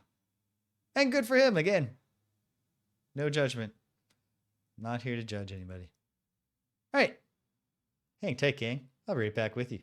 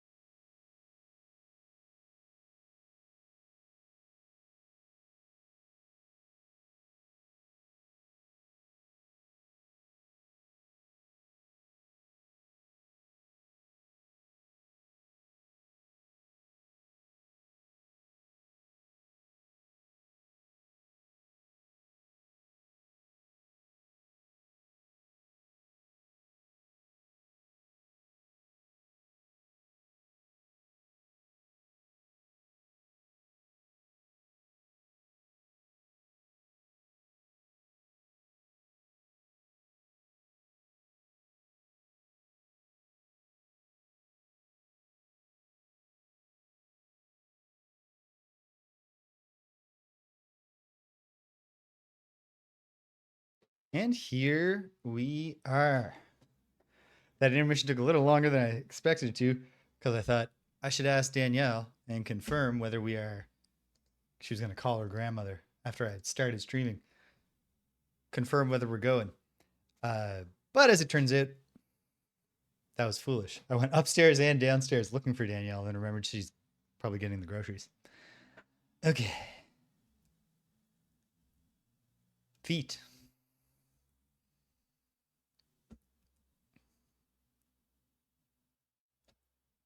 We're on the foot thing. But this is a period piece. So we can't just go to Nancy's laptop and open up WikiFeet. Excuse me just a moment. That is a thing. Okay. I was I was 50-50 in my mind about whether I was referring to an actual thing there. Like, I knew that obviously there are websites for people who are into feet. I wasn't sure if there was specifically a foot wiki called WikiFeet, but there is. So hey, if that's useful to you, you probably didn't just learn about it from me.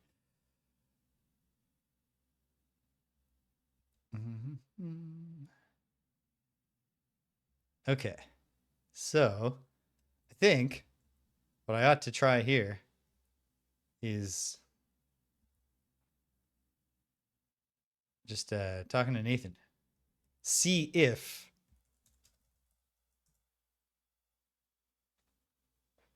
I mean, as far as kink, lots of kinks are harmless. But like, if someone just has a foot kink, that's their big secret that they revealed to me. That's pretty tame. Nancy, I'm busy in here. Please step outside. Outside. He's frantically rummaging. Nathan, where's Mr. Richards? What's happened? He doesn't know. Have any helpful information? Otherwise, leave him alone. Yeah. Okay. I need to nail down the remaining shoe sizes.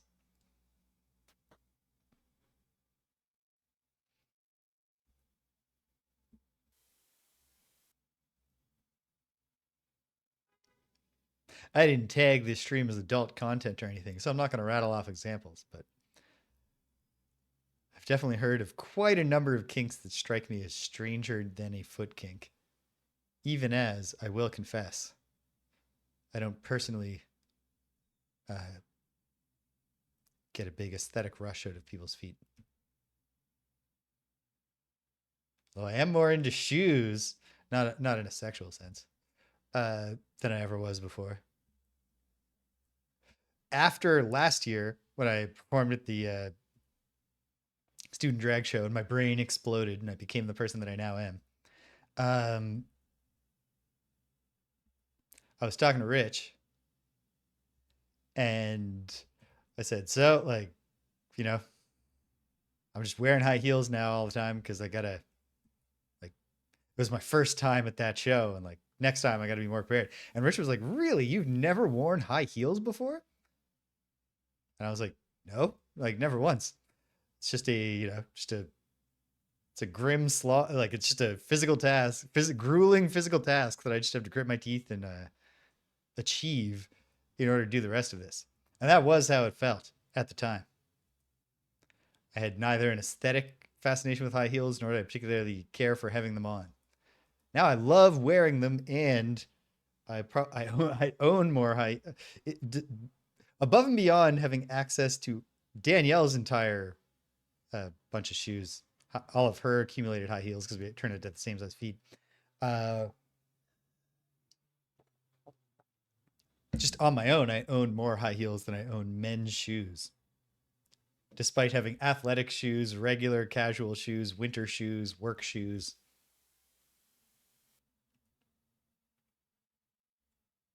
You never know what's going to happen to you. My 40s are already fascinating. They're just getting started. Okay. Where did I see... If anyone remembers the last significant scene with Nathan, you know what I'm going to do? Even though it's not published yet, I do have the video here on YouTube. I've got to maybe this Tuesday, which is a holiday in Canada, so I won't be teaching. Oh. I just realized I have an important task to do.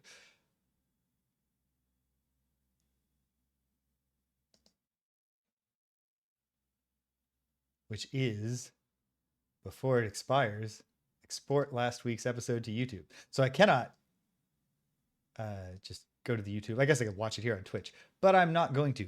What I'm going to do instead is say, I think that sounds right, that he was helping Ethan.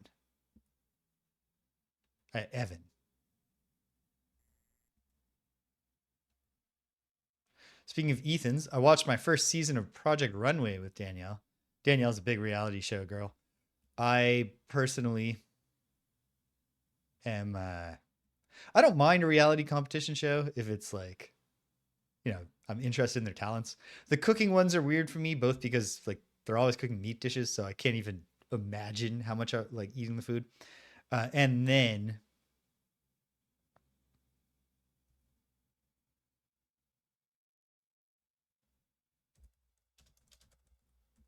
are there shoe prints here that I'm not seeing? Yeah. Jack and Nathan were searching here. Great.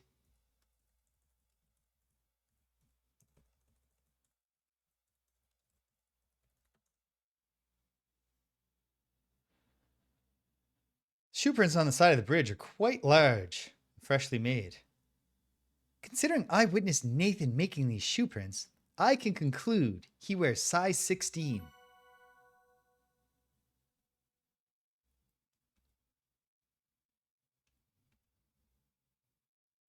Great. And so that leaves us only missing Albert. Did Albert by any chance leave shoe prints that I just couldn't see by the rock that he was pretending to examine?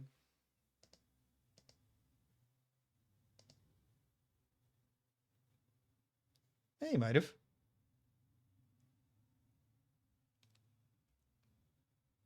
There's no reason not to check.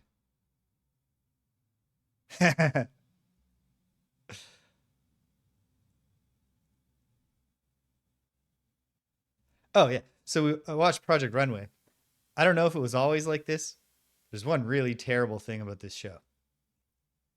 It's that it follows a pretty standard reality competition show structure in the sense that the week of the competition is structured around see them all in the workroom. Maybe they do a little thing. They get the week's challenge. You watch them work and maybe bicker. Then you see the runway. Then the judges critique them and they say who's the winner for the week. And then they say who are the two lowest. And one of them is going to be eliminated. But the episode structure is all of that, except then, instead of doing the elimination, they just go to be continued. And the eliminations happen at the start of the next episode. It's like, I assume that's a new thing that they started doing. There are clearly shoe prints there. No, there aren't.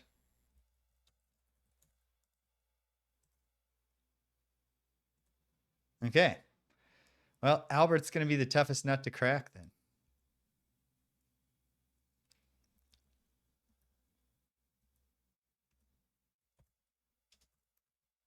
And yeah, so it's just like the episode structure is designed to, like, they literally took the most natural loop, the reality competition show, watch them do a competition, find out who won this week, find out who gets eliminated, come back next week and do it again. And they just ruin the structure for like arbitrary cliffhanger.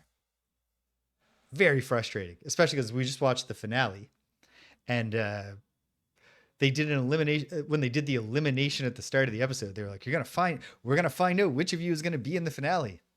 It's like, they're all going to be in the finale. Because this is the fucking finale. You should have done this last week. Okay.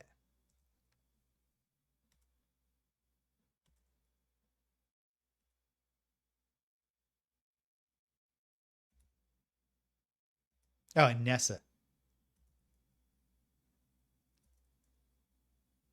Nessa and Albert. So, yes, the two most unpleasant people are the remaining shoe challenge. Yeah, it's just like absolutely crummy. And it's the kind of thing where it's just like, you don't need like Project Runway, as far as I'm aware, has just been a successful show for many years. You don't need to, and they're not releasing the whole season in one drop. Like they need you to binge it. It's still a weekly television show, as far as I know. So it just sucked. Now, this came into my mind because someone said the name Ethan. So if you were invested in this season of Project Runway but haven't watched the finale yet, plug your ears until I give you the thumbs up. As I say that, the drag queen Utica from RuPaul's Drag Race, who is Ethan, can't think of his last name. Doesn't matter. His name's Ethan. He's also a fashion designer. And he was on that episode. I really like Utica, although on her season, Ethan / Utica had one major fatal flaw, which is that she is not funny. She's not even a little bit funny. She is not funny. At least she's not funny when she's like planning comedy. And she went for it hard in like 3 separate comedy challenges, and including a roast. And when they did the like practice and like get some feedback on your roast for the real roast, all the like coaches were like, oh my God, like not only are these jokes bad, but they're just really, really mean and unpleasant. Like you should not do this. This is terrible. And she just doubled down and was like, I'm trusting my gut. And it was just like vicious. And then like she was bombing. So she knew she was bombing, and that did not make it easier to watch. So she got like, yeah. Anyway, she made it to the final, but she didn't win, but I was happy for her. She did a very good job. I really like Utica when she's not trying to be funny. Okay. What was I doing? Right. I was trying to think of what I might do to tempt Albert or Nessa into showing me their feet, or where I might find their shoes elsewise. I don't know. All the cookies are gone. Presumably they're just in a cookie tin that hasn't been represented on screen. At least my core assumption is that Jack didn't just binge all the cookies. All right. Into Nessa's room. Pardon me. To once again see, did she leave some shoes around that I just didn't notice? Look under the bed. Come on, just once. No, you have an intense fear of dust bunnies. Can't bring yourself to do so. Yeah, it did take me a while to finally realize what we were going for with the loop of constantly feeding Albert cookies. Open the bottom drawer. But I shouldn't be saying open, because as we've learned, maybe Nessa prefers to live out of her suitcase. Well, we are going to try. I assume her suitcase is just locked, but maybe it's not. And are there shoes in it? If so, Nessa's luggage is locked.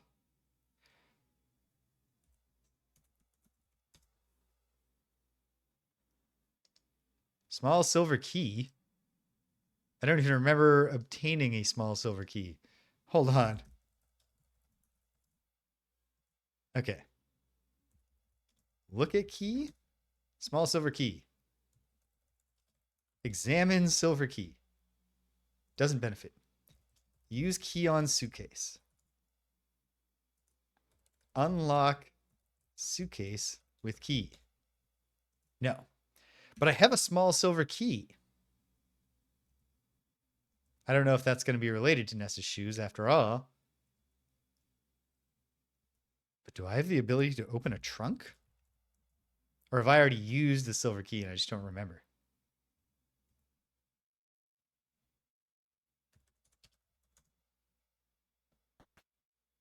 I can think of no good reason not to try.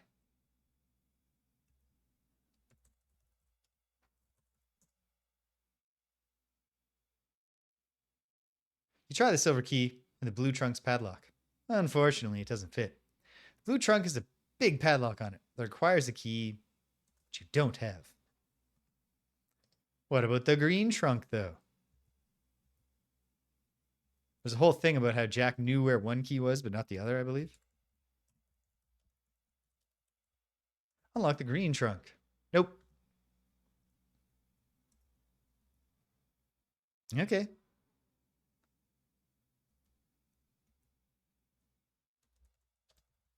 Nonetheless, I'll keep that in mind.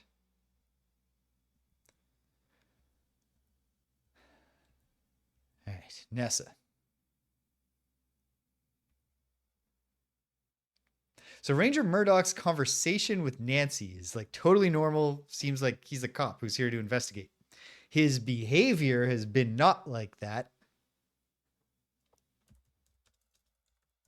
Look at the trunk. Large blue trunk is a metal tag screwed into the top. The tag is scratched and dented from years of rough use. We look closely? Nope. Is the trunk locked? No, still don't have the key for that. I have a key, and I might have used it. But I don't know. So,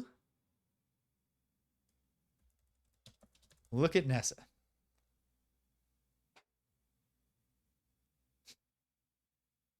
This is actually, I might have read this already, but this is a great description. Nessa Crabbe is Evan Richards' older sister. She's a stern, matronly woman with a look of perpetual displeasure etched into her face. Back in the city, you've seen plenty of women just like her. Well-to-do and disapproving. Nessa's rummaging through Margot's clothes and personal items. She looks agitated. Now, I won't be able to see her feet because of her long skirt.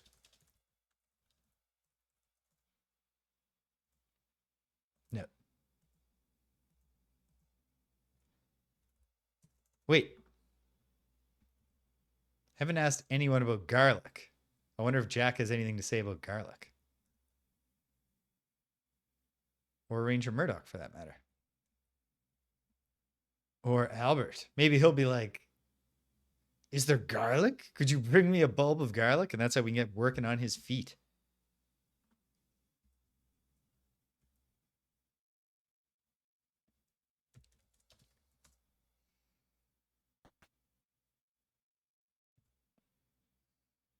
Hi, Albert. How are you?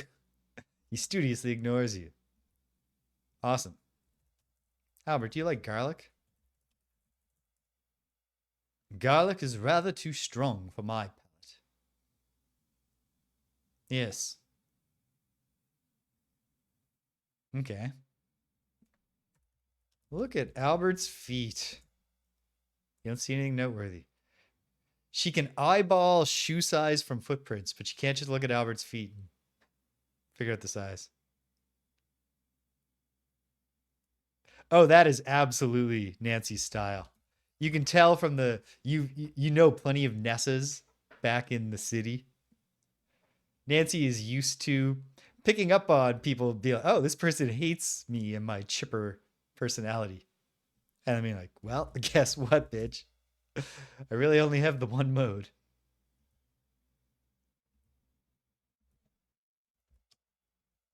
I don't know why I'm asking him about garlic. Maybe he knows something. Well, arsenic does give you garlic breath.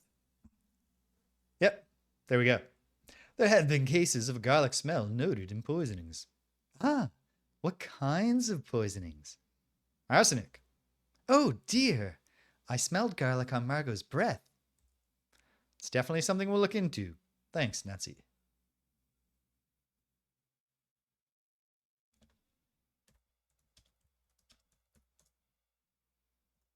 Nope.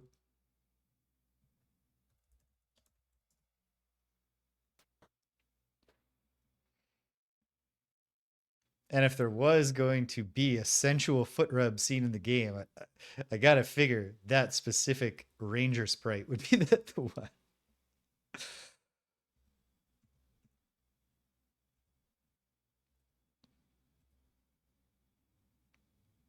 In the next chapter of the game, there's going to be a whole lot of balloons. We talk about another weird kink people have. I don't mean weird like a bad thing again. I don't. What thing's not even that weird? It's pretty vanilla. Jack, I think I smelled garlic in Margot's mouth when I was down in the root cellar. Nah, impossible. Margot never ate garlic. Maybe there's something that smells like garlic? I don't know.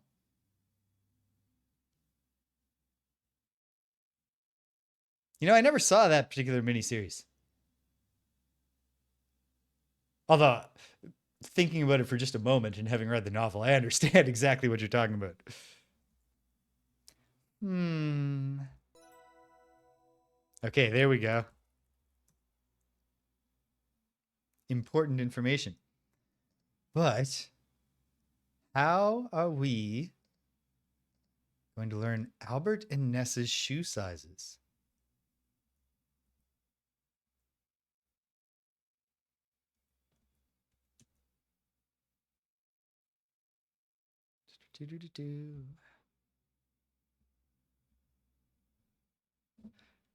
You know what miniseries I am fairly confident wouldn't hold up, so I don't necessarily want to rewatch it, but I certainly liked it when it aired, was the Stand miniseries. Then I wound up, as a kid, going back and reading the novel, which is also pretty good. It runs into, among like, you know, Stephen King as a writer has some obvious enduring strengths. Like, it's not a weird accident that he's one of the best-selling authors ever. And then he's, you know, he's got some peccadillos, and some just, you know, habits that can be annoying.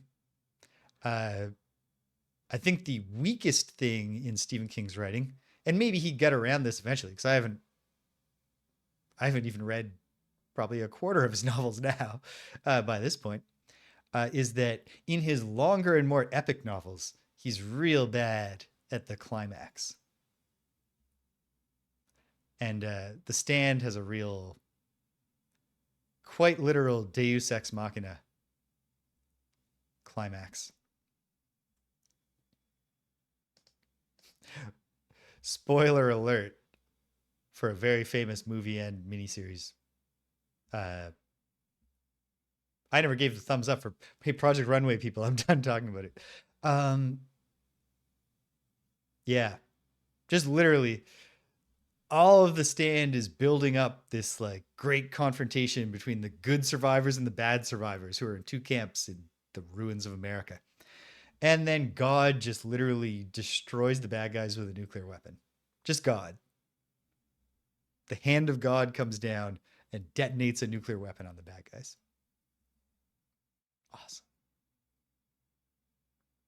It's like Signs. It's like, okay, what if, God, you had just not had the plague in the first place? Or what if you used the plague to kill the bad guys? Had to be a better way to run this. What am I doing? What am I doing right now? Why did I come down here? Where am I wandering to?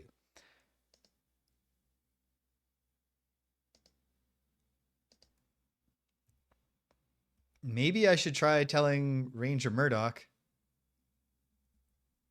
more stuff. In the meantime, since I don't yet have a good idea of how I'm going to get Nessa or Albert's footprints.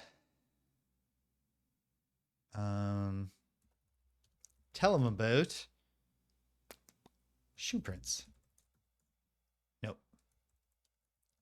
Tell about the button. Nope. Is there anything new when I tell about investigation? Garlic. Oh, but she didn't ever eat garlic, ever. That could be significant. We'll look into it. Flypaper. Yeah. Yeah. Yep. Amazing work, Miss Maple. Truly well observed and reasoned. We're on track here. You say you want to be a geologist or mineralogist. You do very well as a detective. Why, thank you. Your findings are very helpful. I'll collect my own evidence, make my own inquiries. Thank you very much. You can leave this with me now. You're welcome. I'm happy to help. Although I'm certainly not going to be leaving it with you.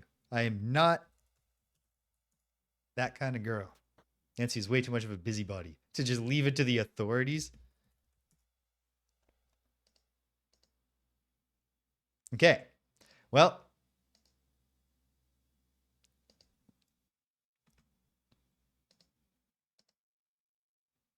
it's all about those feet. So, by any weird chance, does Albert have such a plush carpet that it turns out you again? Yep, me again. Look at the floor. Red and blue is one of your favorite color combinations. Carpet's a pleasing pattern, too. They're not there, but let's try. What if they're there? No, they're not there. Okay, look at shoes. You don't see any shoes right now. By any chance, does this guy keep a spare pair of shoes in this lower drawer? Drawer. You open the drawer. Damn it. Look in the drawer. It's just shirts, all neatly folded.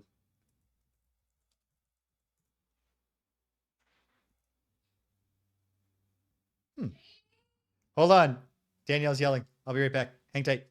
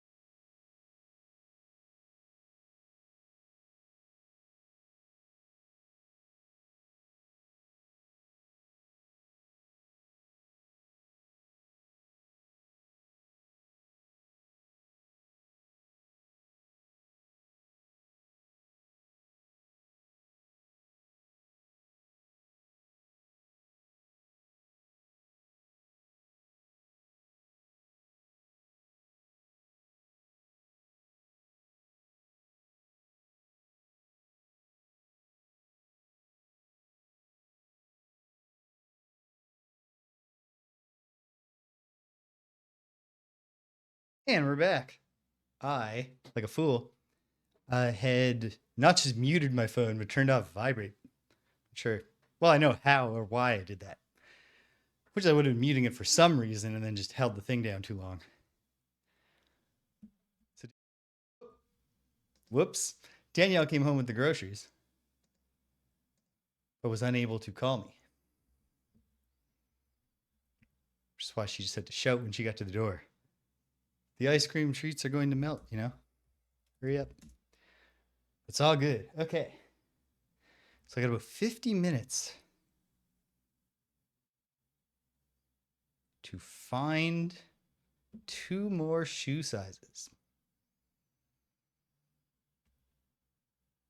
I don't think I'm going to find anything in Nessa's room that helps, but maybe I will.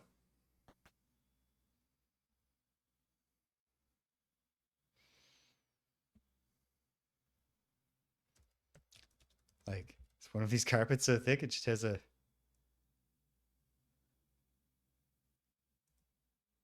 It's true that that circular rug, I didn't read that description, but the part it said about the circular rug creating a nice sitting area, that's true. It's good decoration. Okay. Yeah. I mean, maybe there's something here I'm missing, but...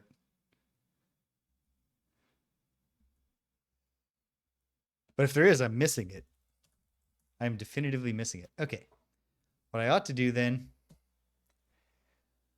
is look everywhere. Let's see. Where though? I guess I'll go downstairs. Look in the downstairs rooms. Especially because I haven't gone in some of them. Or if I have, I just went in and immediately left. Maybe there's footprints in some of them. Maybe I need to go back outside.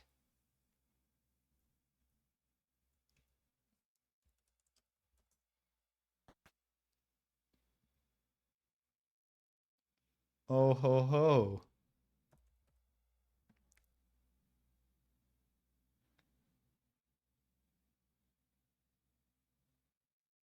Oh, that's so cool. I know almost nothing about Julia Minamata. I know that she's on Blue Sky, and so I added her, but I haven't even seen a single one of her posts yet. But I would certainly like to know more. Makes sense to me that she, because this, just like the Colonel's Bequest, has a very strong sense of place to it. Study.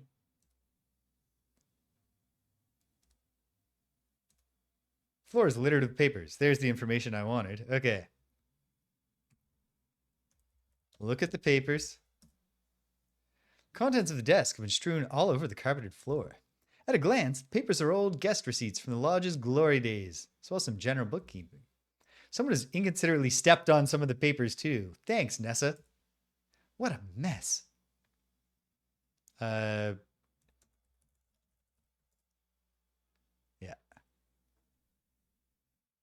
Someone has stepped on the documents scattered over the lush carpet and has created very clear imprints of their shoes. Ah! I already know Kimi's shoe size, so this shoe print must belong to Nessa. These shoe prints definitely came from a woman's shoes, judging by the heel, and none of the men have feet nearly this small. I'd say these shoe prints are a size 8.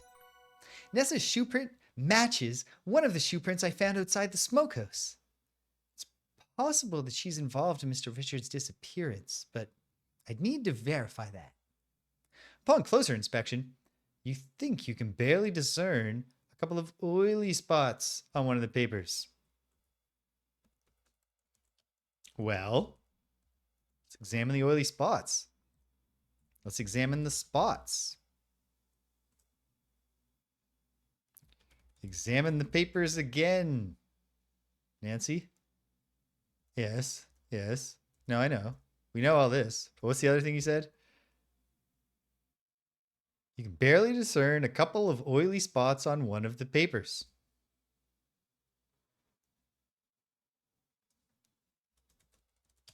Examine the oil. Look at spots. Look at paper.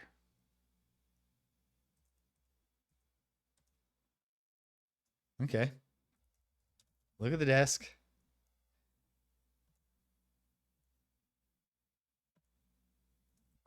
Examine the desk, maybe? No.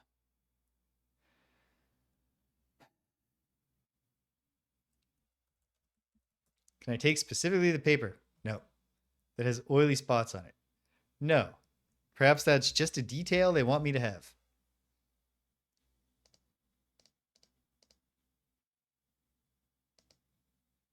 It's not even important enough to go. Look at spotted paper.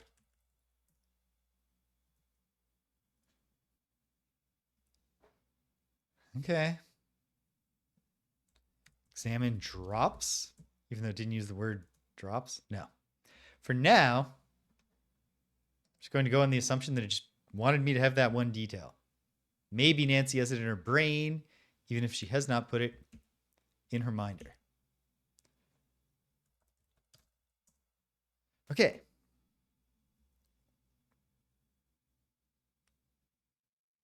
Well, look in the rooms I haven't been in yet is a strategy that is already bearing fruit.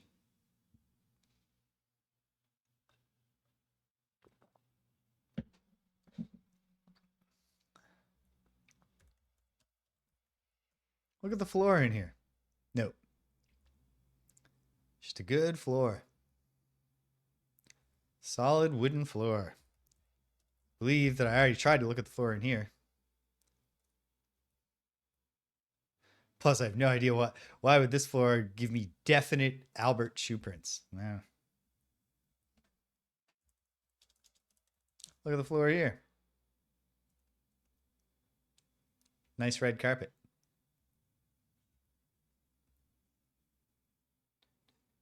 Do, do, do, do, do, do, do.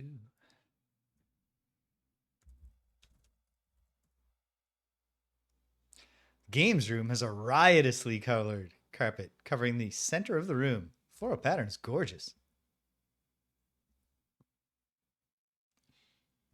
45 minutes to learn Albert's shoe size and close the door on the foot chapter.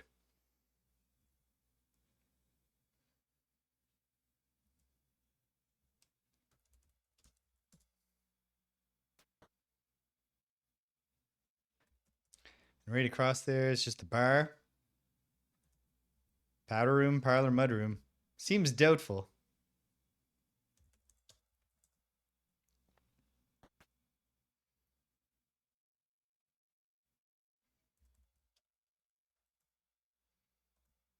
Yeah. I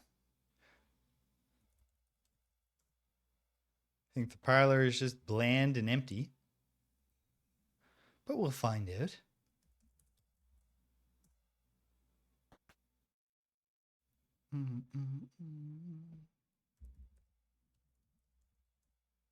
Plush carpet has a simple pattern woven into it.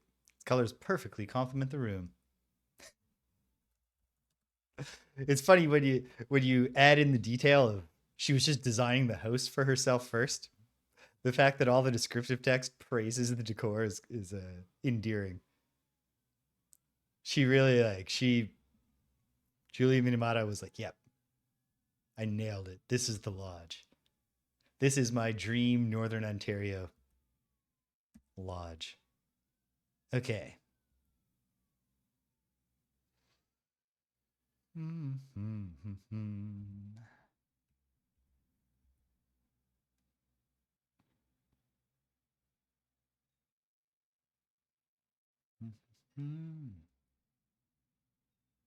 Okay. Yeah, what is going to tell me about Albert's shoes, though?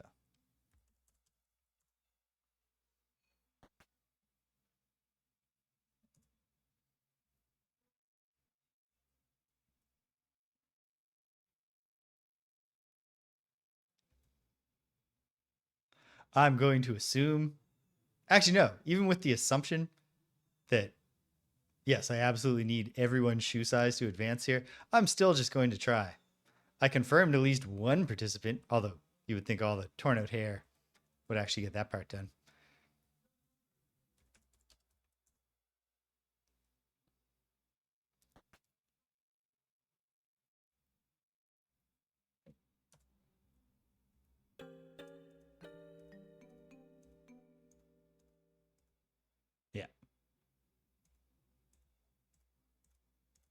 Now, it does occur to me that one place that Mr. Richards might be is in that big bag of salt.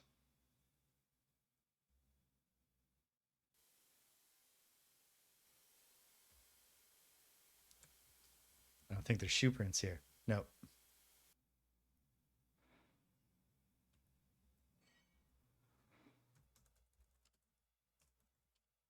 What if there's a detail that I didn't get before, but that having more information lets me get?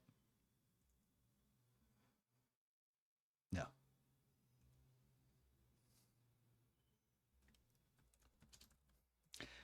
Seems also unlikely.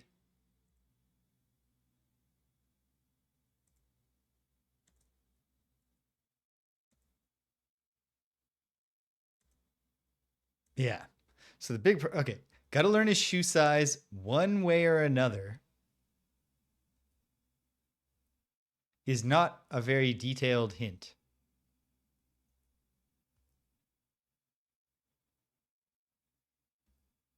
Just like with the fingerprints. Seems that Albert is the really tricky one. I wish he just left some damn shoe prints by this rock over here. Maybe he did, and I just have failed to parse how to learn about them.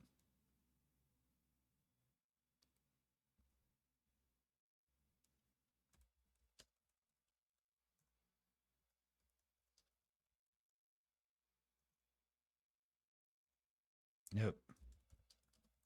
Look at the rock. Nothing noteworthy.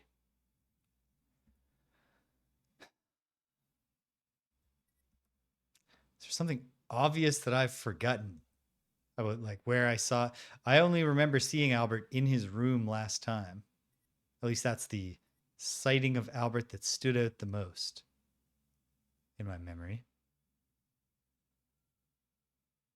He was sitting on that rock.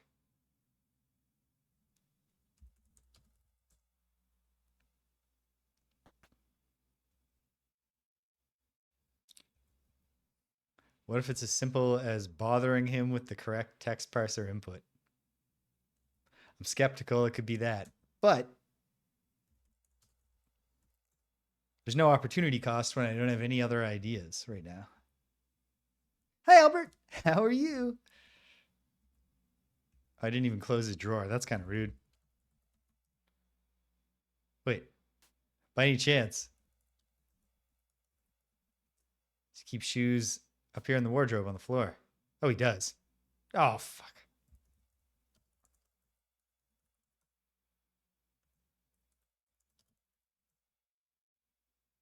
Bam. Okay, so Albert was not the tricky one. Were any of them the tricky one? Corvus, I guess. Small number 12 marked on the insides of the shoes. Fantastic. I've gotten everyone's shoe sizes. That should come in handy. Corvus wears a size 14. He was involved in the altercation at the Jetty. And that supports what we would assume once we think Nessa was involved. And Nessa and Corvus's shoe prints are all around the Smokehouse. And Nessa's hair. I'm going to need to figure out who was involved in the scene I found at the Jetty.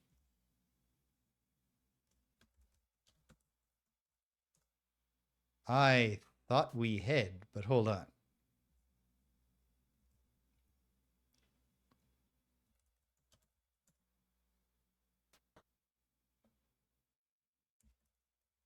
Look in the notebook. Got all the shoe sizes. Corvus's shoe size matches the shoe prints at the Jetty incident. Corvus and Nessa's shoe sizes match the shoe prints outside the Smokehouse. The rubber soles we already found. They're on Jack's. And not Jack, Evan's boots, because he was being dragged.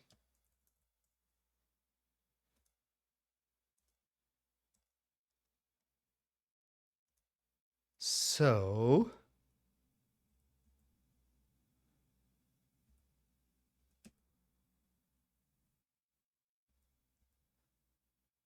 what is Nancy missing to make the connection that I feel like she should have made?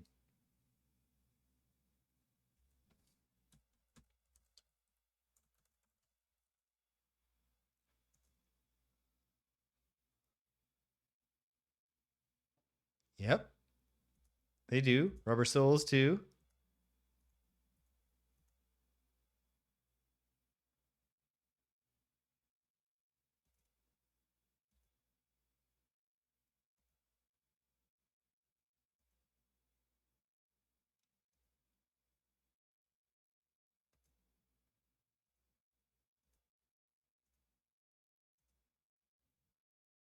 Huh.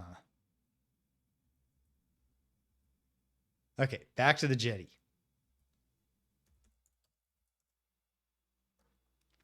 Am I missing something at the Jetty to put this scene together?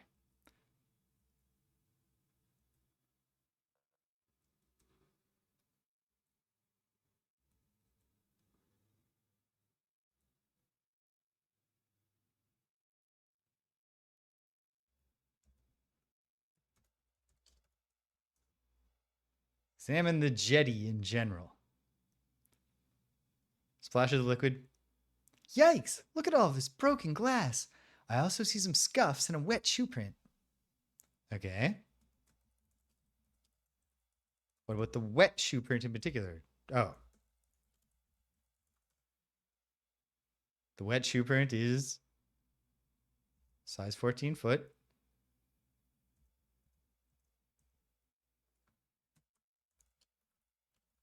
Look at the scuff marks.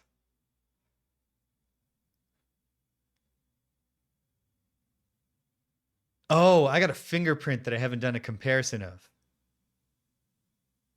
That's probably what I'm missing.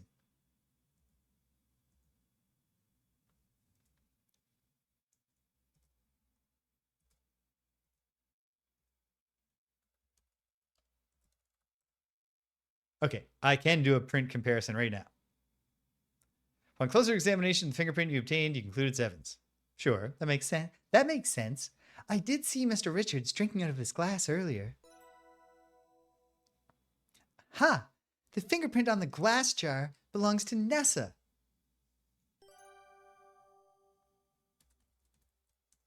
And so now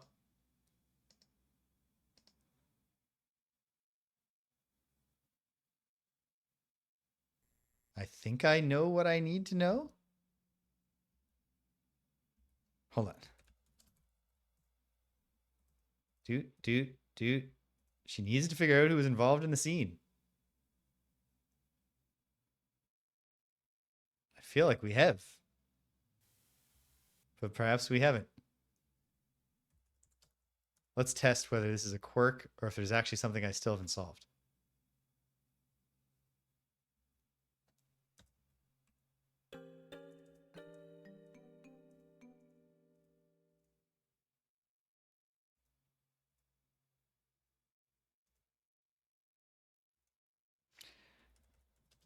Okay.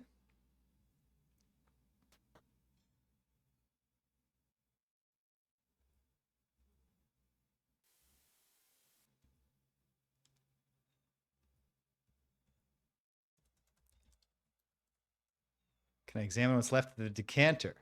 Yes. You peer at the shattered remains of what is clearly the crystal decanter from the dining room. I last saw this in Mr. Richards' hands as he was seated right here on this jetty. What on earth happened here? Oh my, the decanter would have needed to be picked up and thrown down with some force to break it like this. The heavy crystal decanter has been broken into dozens of jagged shards. I think I see some oily imprints. I wonder who's been handling this decanter recently. Besides Mr. Richards, that is, because I doubt he would have broken the decanter intentionally. Okay. Now this could just connect back to the oil spots in the other place, but hold on. No, we can dust for prints. So it just comes back to I wasn't thorough enough at the start because there were two just different types of broken glass. 2 fingerprints.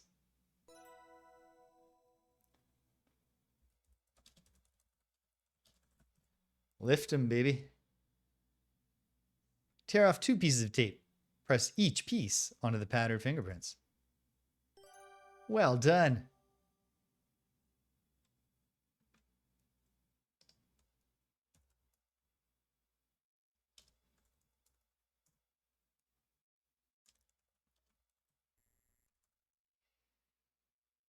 And now, what? Yeah. Yeah. But what about the decanter? Yeah. You revealed Evan and Nessa's fingerprints on the crystal decanter fragments. According to my findings, Evan was dragged away from the jetty. He didn't wander off, and he didn't fall into the river, nor did he jump in. Corvus was involved somehow, and so was Nessa. I think my work here at the jetty is complete. I've discovered some interesting things. The area outside the Smokehouse should be investigated further. Aha! The glass fingerprint on the jar. That feels like it's out of place dialogue, but I don't know. Okay. So then,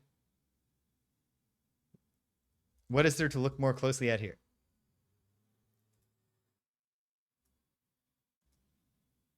Scuff marks and shoe prints.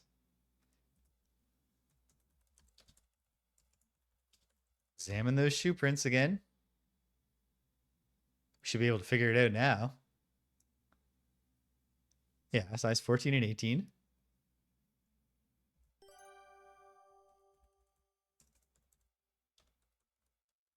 Confirm that the scuff marks still come from rubber soles and they lead into the Smokehouse.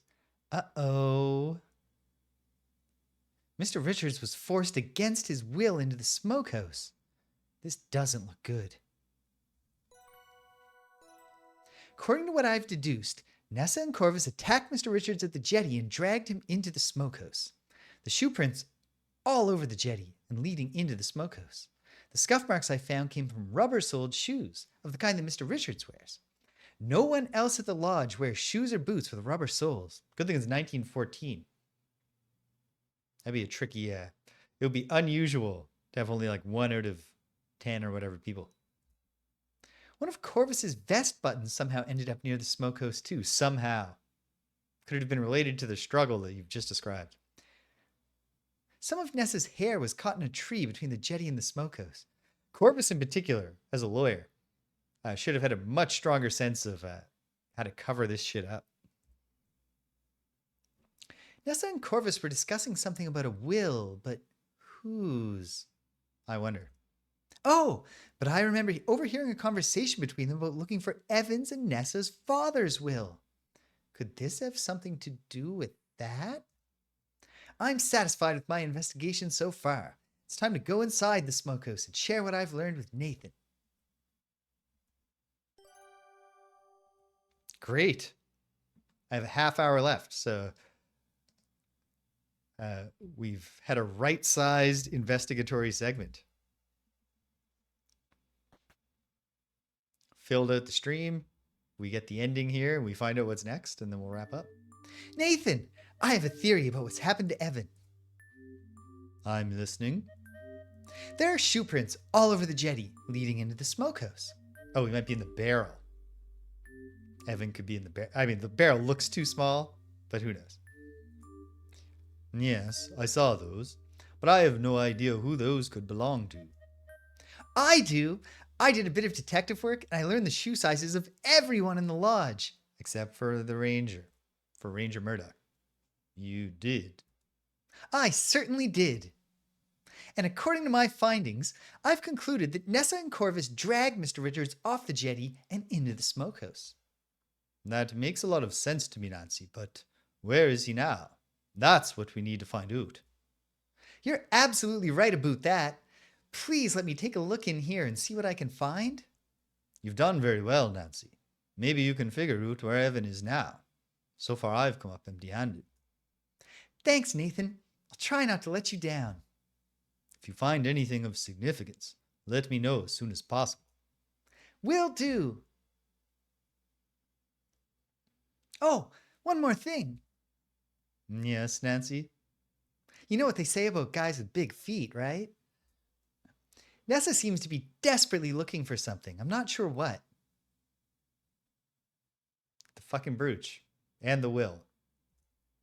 She's made a mess of the study. There are papers all over. I think it has something to do with a will. I heard them talking about it in the parlor last night. A will? Come to think of it, They were discussing Evans and Nessa's father's will. That was after dinner yesterday. I need to go to talk to Jack about all of this. Meet us in the study when you're finished here. You can tell us all about this ersatz will and the mineralogical report then. Good luck, Nazi. Good luck to you, too. Okay, what have we here?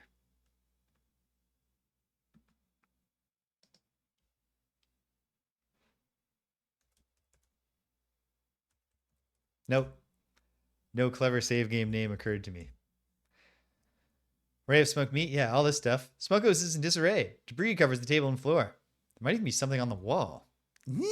What happened here? Well, let's examine the table.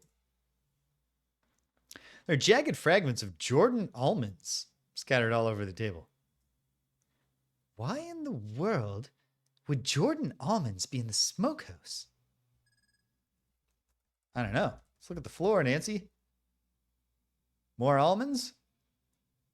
Thanks to your loop, you can clearly see that the yellow fibers on the floor of the smokehouse are from hempen rope. The fibers have broken off into small twisted strands, possibly caused by friction. What or who could have done this? Could it be that Mr. Richards was tied up here in the smokehouse? Uh-oh. You can also clearly see cookie crumbs on the floor. These look like crumbs from the cookies that Jack was baking earlier. I even see bits of jam. Okay. Mr. Richards was most likely dragged into the smokehouse and kept here briefly, but where is he now? Could he have hidden some sign in the smokehouse that would indicate where he was taken? Let's examine the wall, Nancy. I remember getting a Clue-branded mystery puzzle for Christmas one year. And when you put it together, it was Mr. Body slumped over a table in like a shed or some outdoor kind of building with a table. And he had been, I think, tried to, like, there's like a fountain pen, but it spilled over. He tried to write a note, but he couldn't because the ink wasn't working. The solution to the mystery was that he had grabbed 2 croquet balls and was holding them in his hands when he finally expired because the pen wouldn't work. And he had the red ball and the blue ball.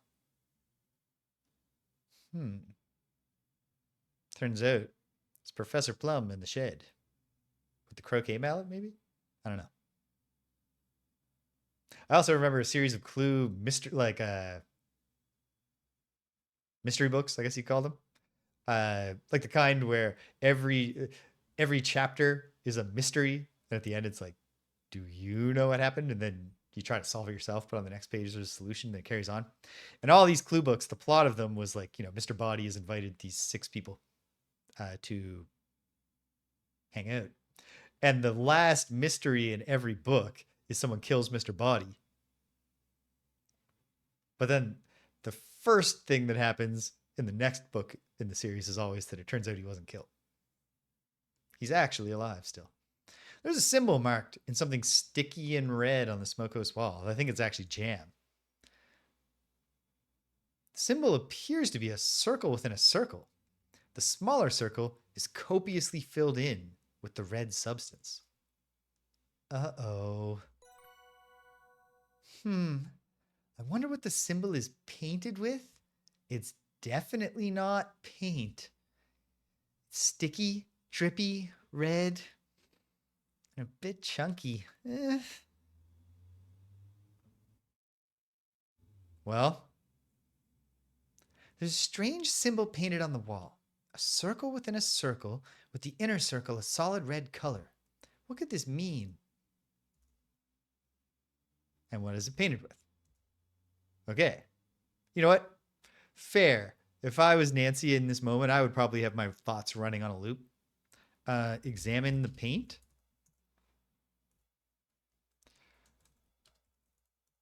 Taste it. Doesn't look very appetizing. Smell it.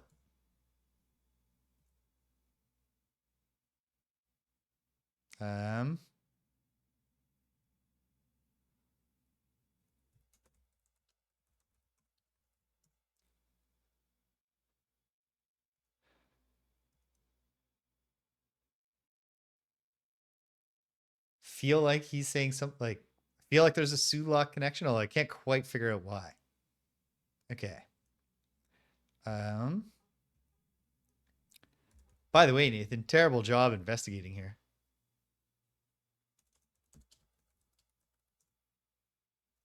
Okay. It does seem that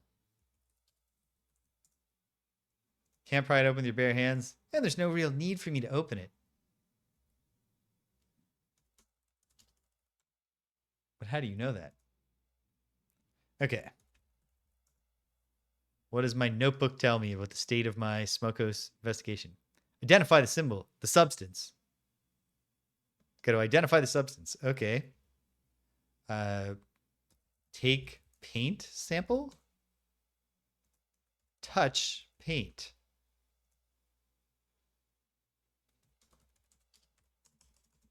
Examine symbol again.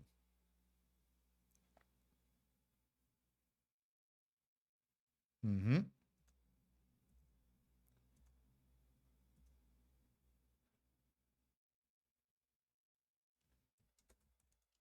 Examine the jam bits. Nope.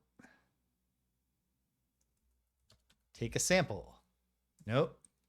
Take paint. Nope. Do I have something in my inventory? That's a good thought, Tashtari. Examine the substance. Yep. There we go.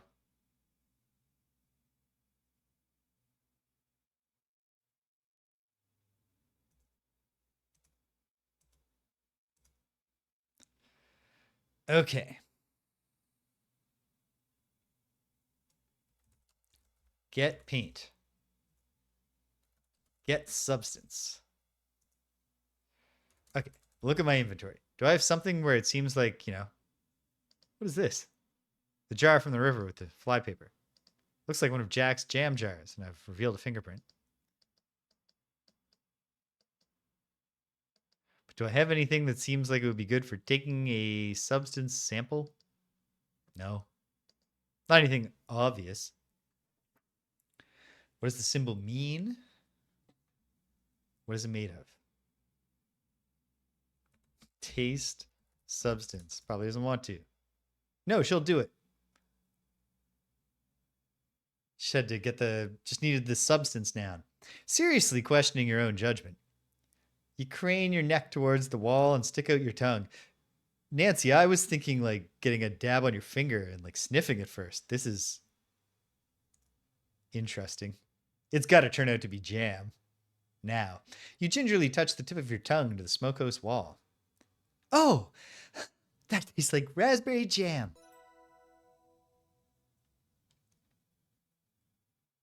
Excellent.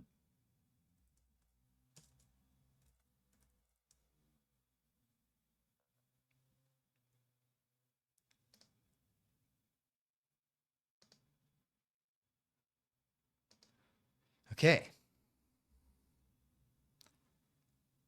When I leave, there's no telling who would come here and tamper with the scene inside. I don't think I'm quite done. I should examine more closely. I need a way to tie Nessa or Corvus to this scene. Finding fingerprints would be great, but there aren't many smooth surfaces in here. Thank you, Nancy. That was very helpful. Nah, it wouldn't be useful to dust the table for fingerprints. Okay.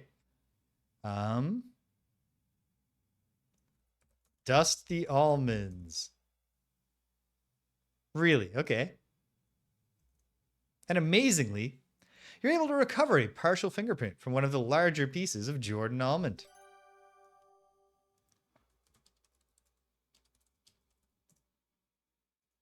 Oh, I just got it automatically.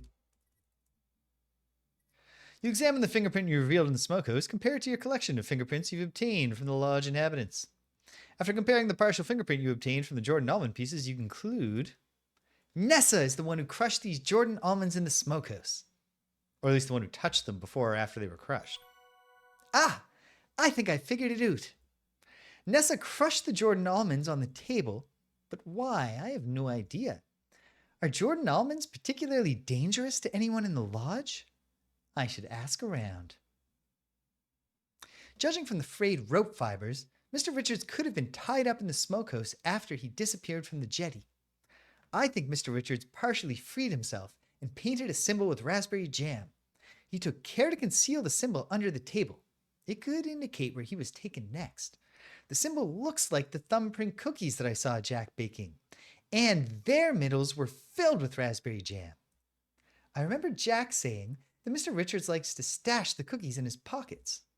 And I did find cookie crumbs on the floor in the smokehouse. I know that another name for the thumbprint cookies is halongrata. Halongrata means raspberry cave in Swedish. So if Mr. Richards is trying to help people find him, then he's in a place that would be like a raspberry cave. Garnets! He must have been taken to the garnet mines. Gadzooks! What's Nessa planning? I don't have a good feeling about this. I'll talk to Jack and Nathan. Maybe they can help. And the cop might help. The ranger. You never know, right? Okay. We can investigate a little further.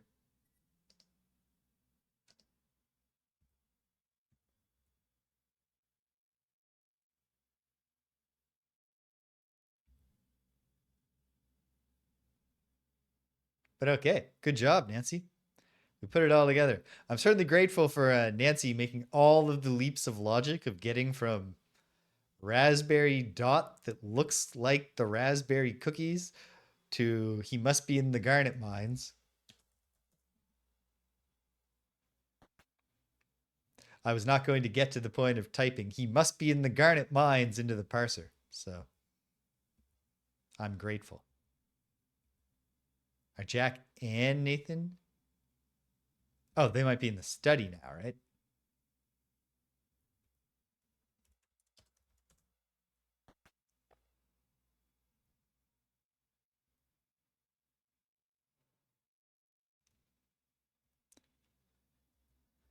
Neither of them notice me when I come in.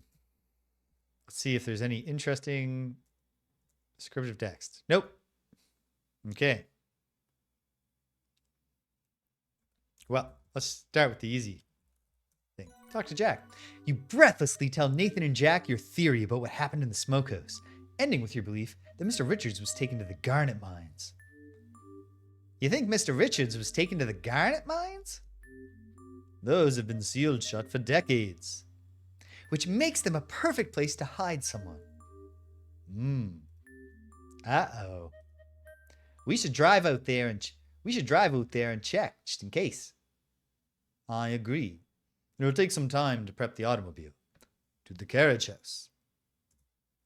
I'll meet you there. I'm gonna go fetch Ranger Murdoch. Stay put here in the lodge, Nancy, in case Mr. Richards comes back. Yeah, what the hell? Don't kick Nancy off the case. She is the one who has figured all of this stuff out.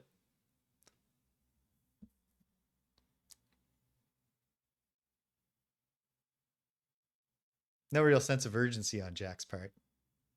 Or Nathan's.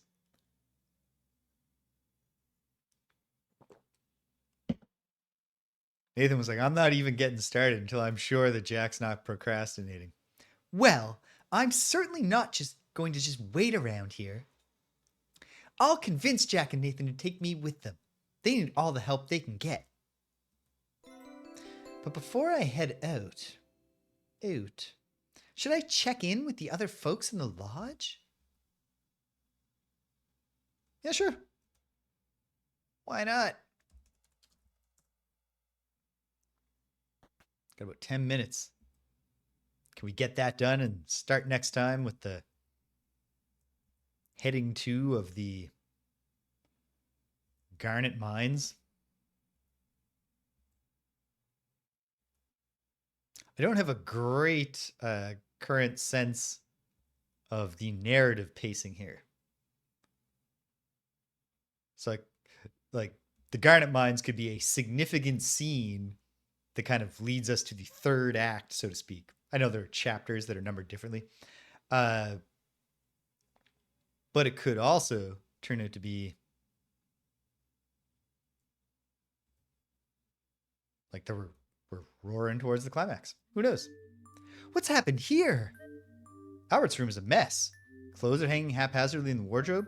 The waste paper basket is stuffed full of papers. And all of his luggage is gone. Well,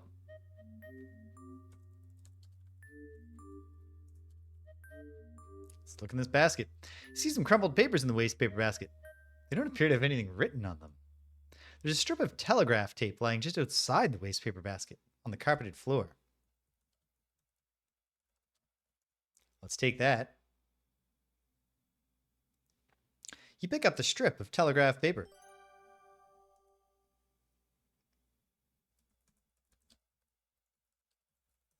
Examine it. No. Just look at it then. No.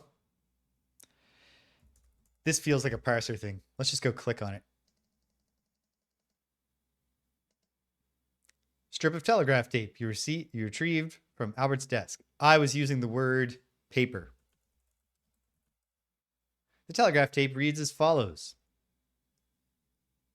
Carl L. Proceed to Sulaks with package. Deliver package by 3 a.m. Await further instructions. Well done in crimson. Well done in crimson? What could that mean? And who on earth is Carl L?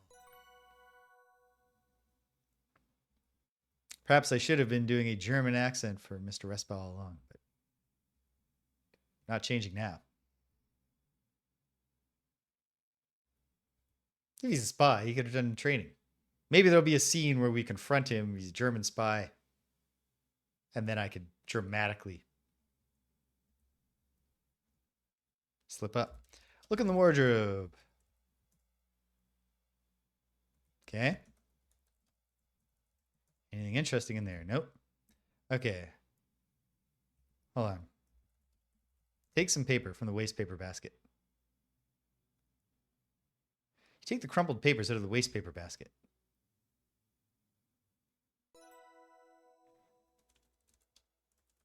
Examine them.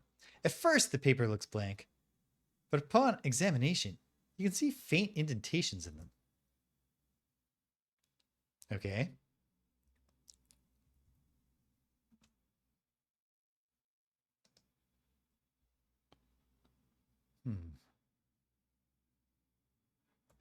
I'm just going to stick with Smokehouse for now. My brain is not playing along with gimmicky save names. Look at pictures. Is there water in this? Oh. Well, yeah, I know that.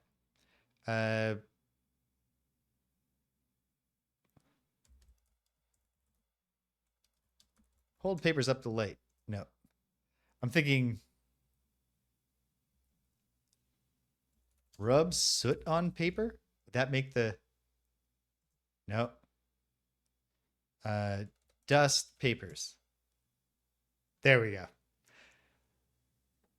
It's like, is this... Are we doing invisible ink or are we doing, you know... Find out what's on the notepad. Powdering the crumpled papers reveals some handwriting indentations. Okay. And then, after darkening the indentations, you can read most of the writing on these crumpled papers. It's clear that Albert wrote on papers that were on top of these ones, not thinking anyone would be able to detect these faint marks. The first page is a mineralogical report written by Albert, declaring that in his opinion, the area around Crimson is rich with diamonds. Wait a minute. The second page is another mineralogical report by Albert, and this one says the area around Crimson has no diamonds at all. I hid in that canoe in the boathouse and heard Nathan buying a mineralogical report from Albert. I'm sure Mr. Richards, Nathan, and Jack would prefer if things stay as they are here in Crimson. So that version of the mineralogical report was written, concluding no diamonds, and Nathan paid Mr. Respa to write it. Which version of the report is true? And why would Mr. Respa make two versions in the first place? Look at the desk. Examine the books. Spines aren't broken. The covers show no signs of wear. These books are in pristine condition. I guess Albert takes really good care of his books. That could be it. Examine the desk more closely. She does. The little side eye.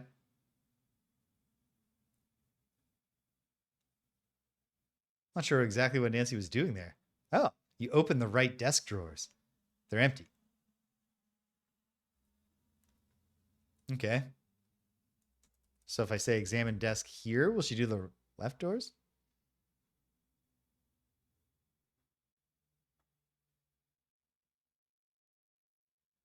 Yeah, the portraits are just tremendous. Really good animation.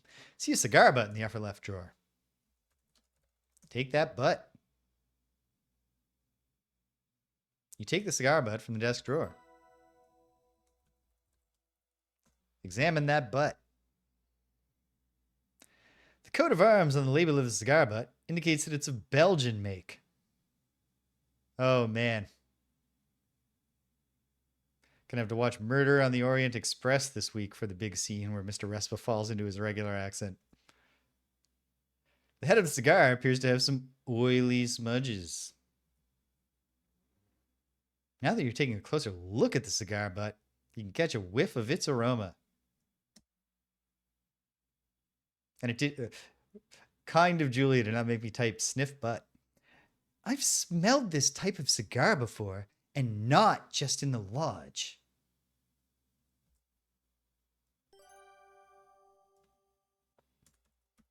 Did you explain what that means here? It just smells familiar. And not from the lodge. Who's Carlisle? How am I for time? Not good at all.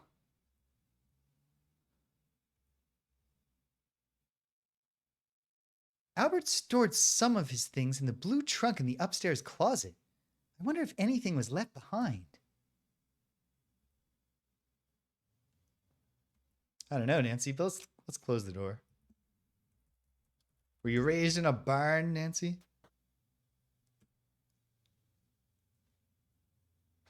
Do.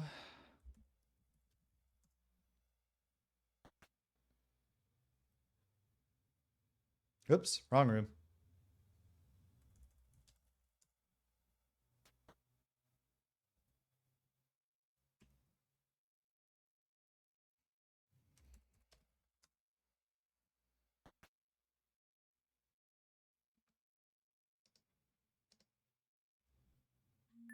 Oh! The big blue trunk's lid is up. Padlock's hanging open. I wonder what was stored in here. Well, look in the trunk, Nancy. You peer into the blue trunk. There's some old threadbare linens lining the interior, obscuring the trunk's bottom. But by methodically feeling around inside, you discover...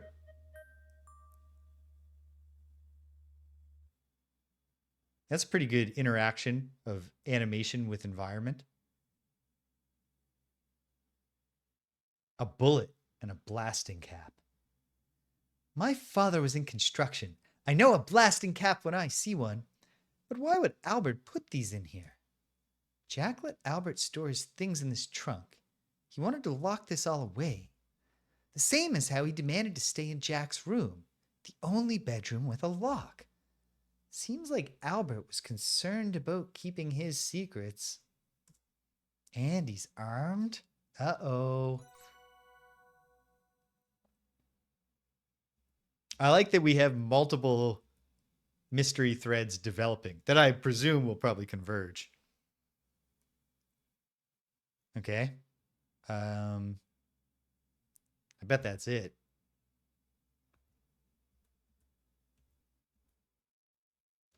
No. Maybe I should take a closer look at Albert's room. Sure thing, Nancy.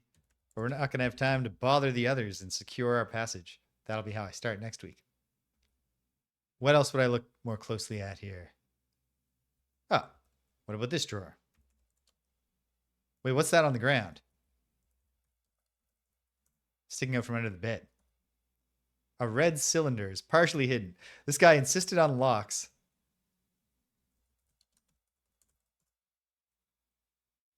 But he's not that secretive. Reach down to retrieve the red cylinder from Albert's bed. Uh-oh. I think this is a stick of dynamite.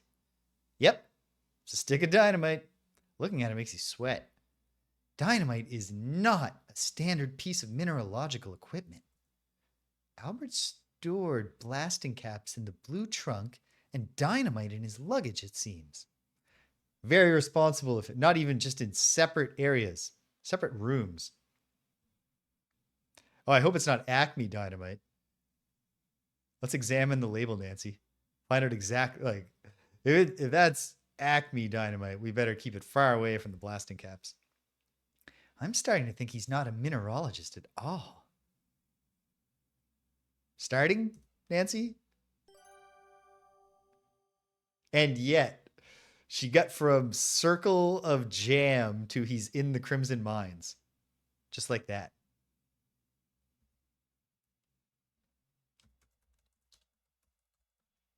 Yeah. I mean, he certainly did just originally seem incompetent, perhaps. I think I'm getting the picture here. Albert isn't who he says he is. I believe he's headed to the Sulaks to sabotage them with explosives. I found a bullet and blasting caps in the blue trunk. Albert is probably armed and is fairly well acquainted with how to use explosives, seeing as he knew to store his dynamite and blasting caps separately. Perhaps these plot lines aren't going to converge because one of them is about international intrigue at the leading up to the dawn of World War III. World War I, we haven't even got to World War III yet. But the hype is building.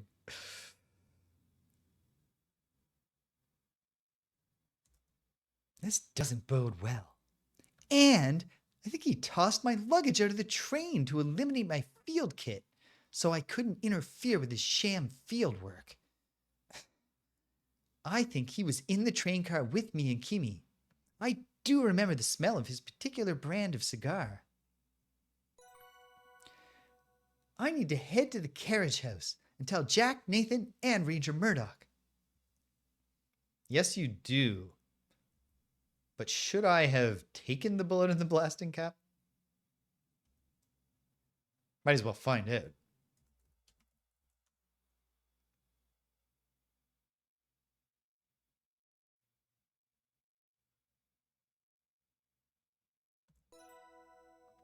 And then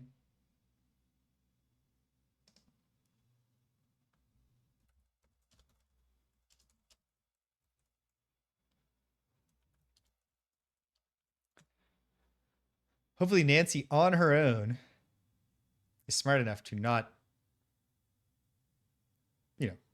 put the blasting cap in the left skirt pocket. There is, like, separately, there's no way that Nancy's dress has pockets. So, like, what are we doing here, Nancy?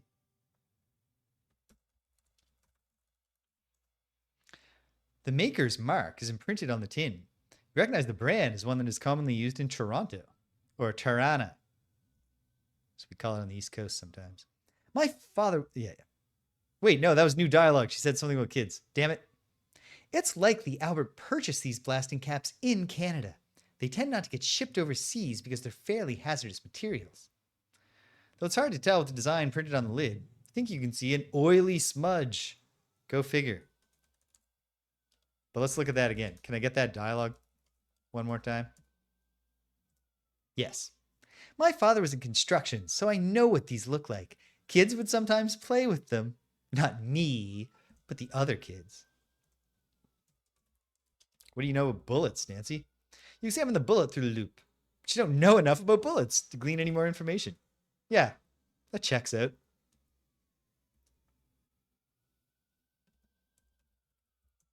So hold on.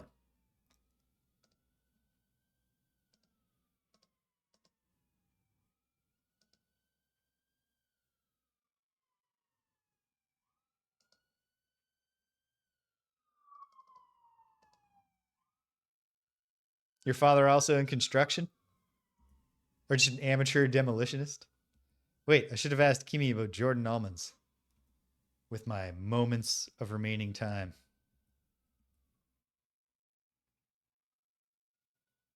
Ah, she's sleeping. Smell her breath. They smell like, do you smell almonds, Nancy?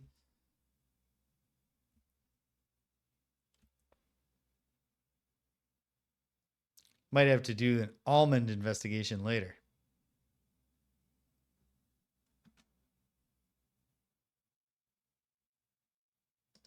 All right. I think that's the spot to stop. This game is integrating its narrative and its gameplay very well in the sense that it's getting more fun as not that I wasn't having fun at the start, but like the gameplay is more engrossing as we get further into the story. I am digging this. Can't wait to find out how the plot threads do or do not come together. But we got to shut her down for now. All right, so check it out.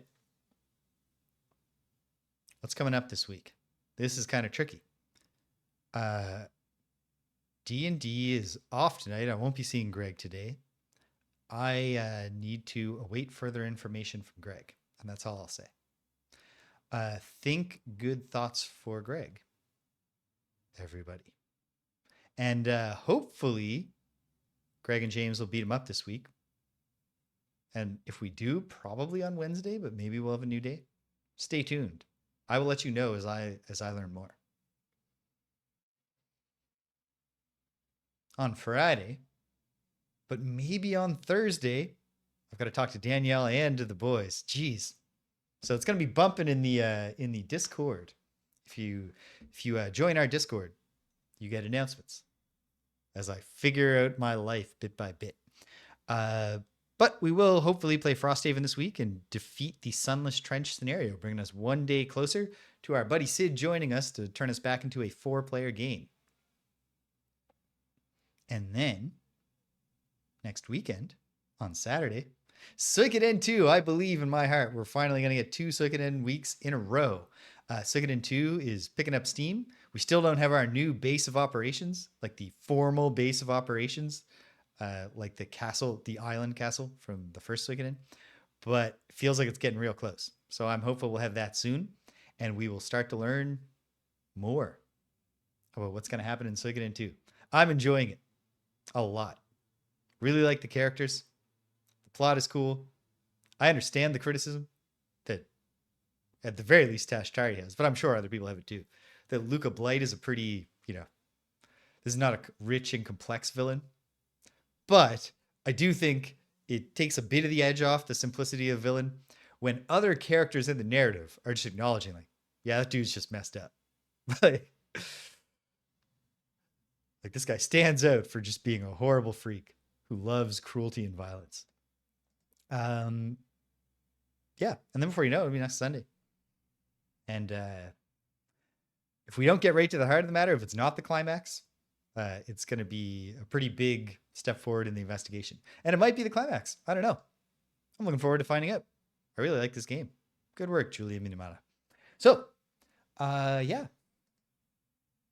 That's it for today. Thanks for hanging out. Or as I say it more formally every time. So why would I bother with a regular thank you? If you stuck around to the end, thanks for sticking around to the end. If you came and you left, you can't hear my voice. But I'm glad you stopped by anyway. So thanks for stopping by. And until next time, when we head down to those garnet mines together, take care of yourselves and be kind to everyone you meet.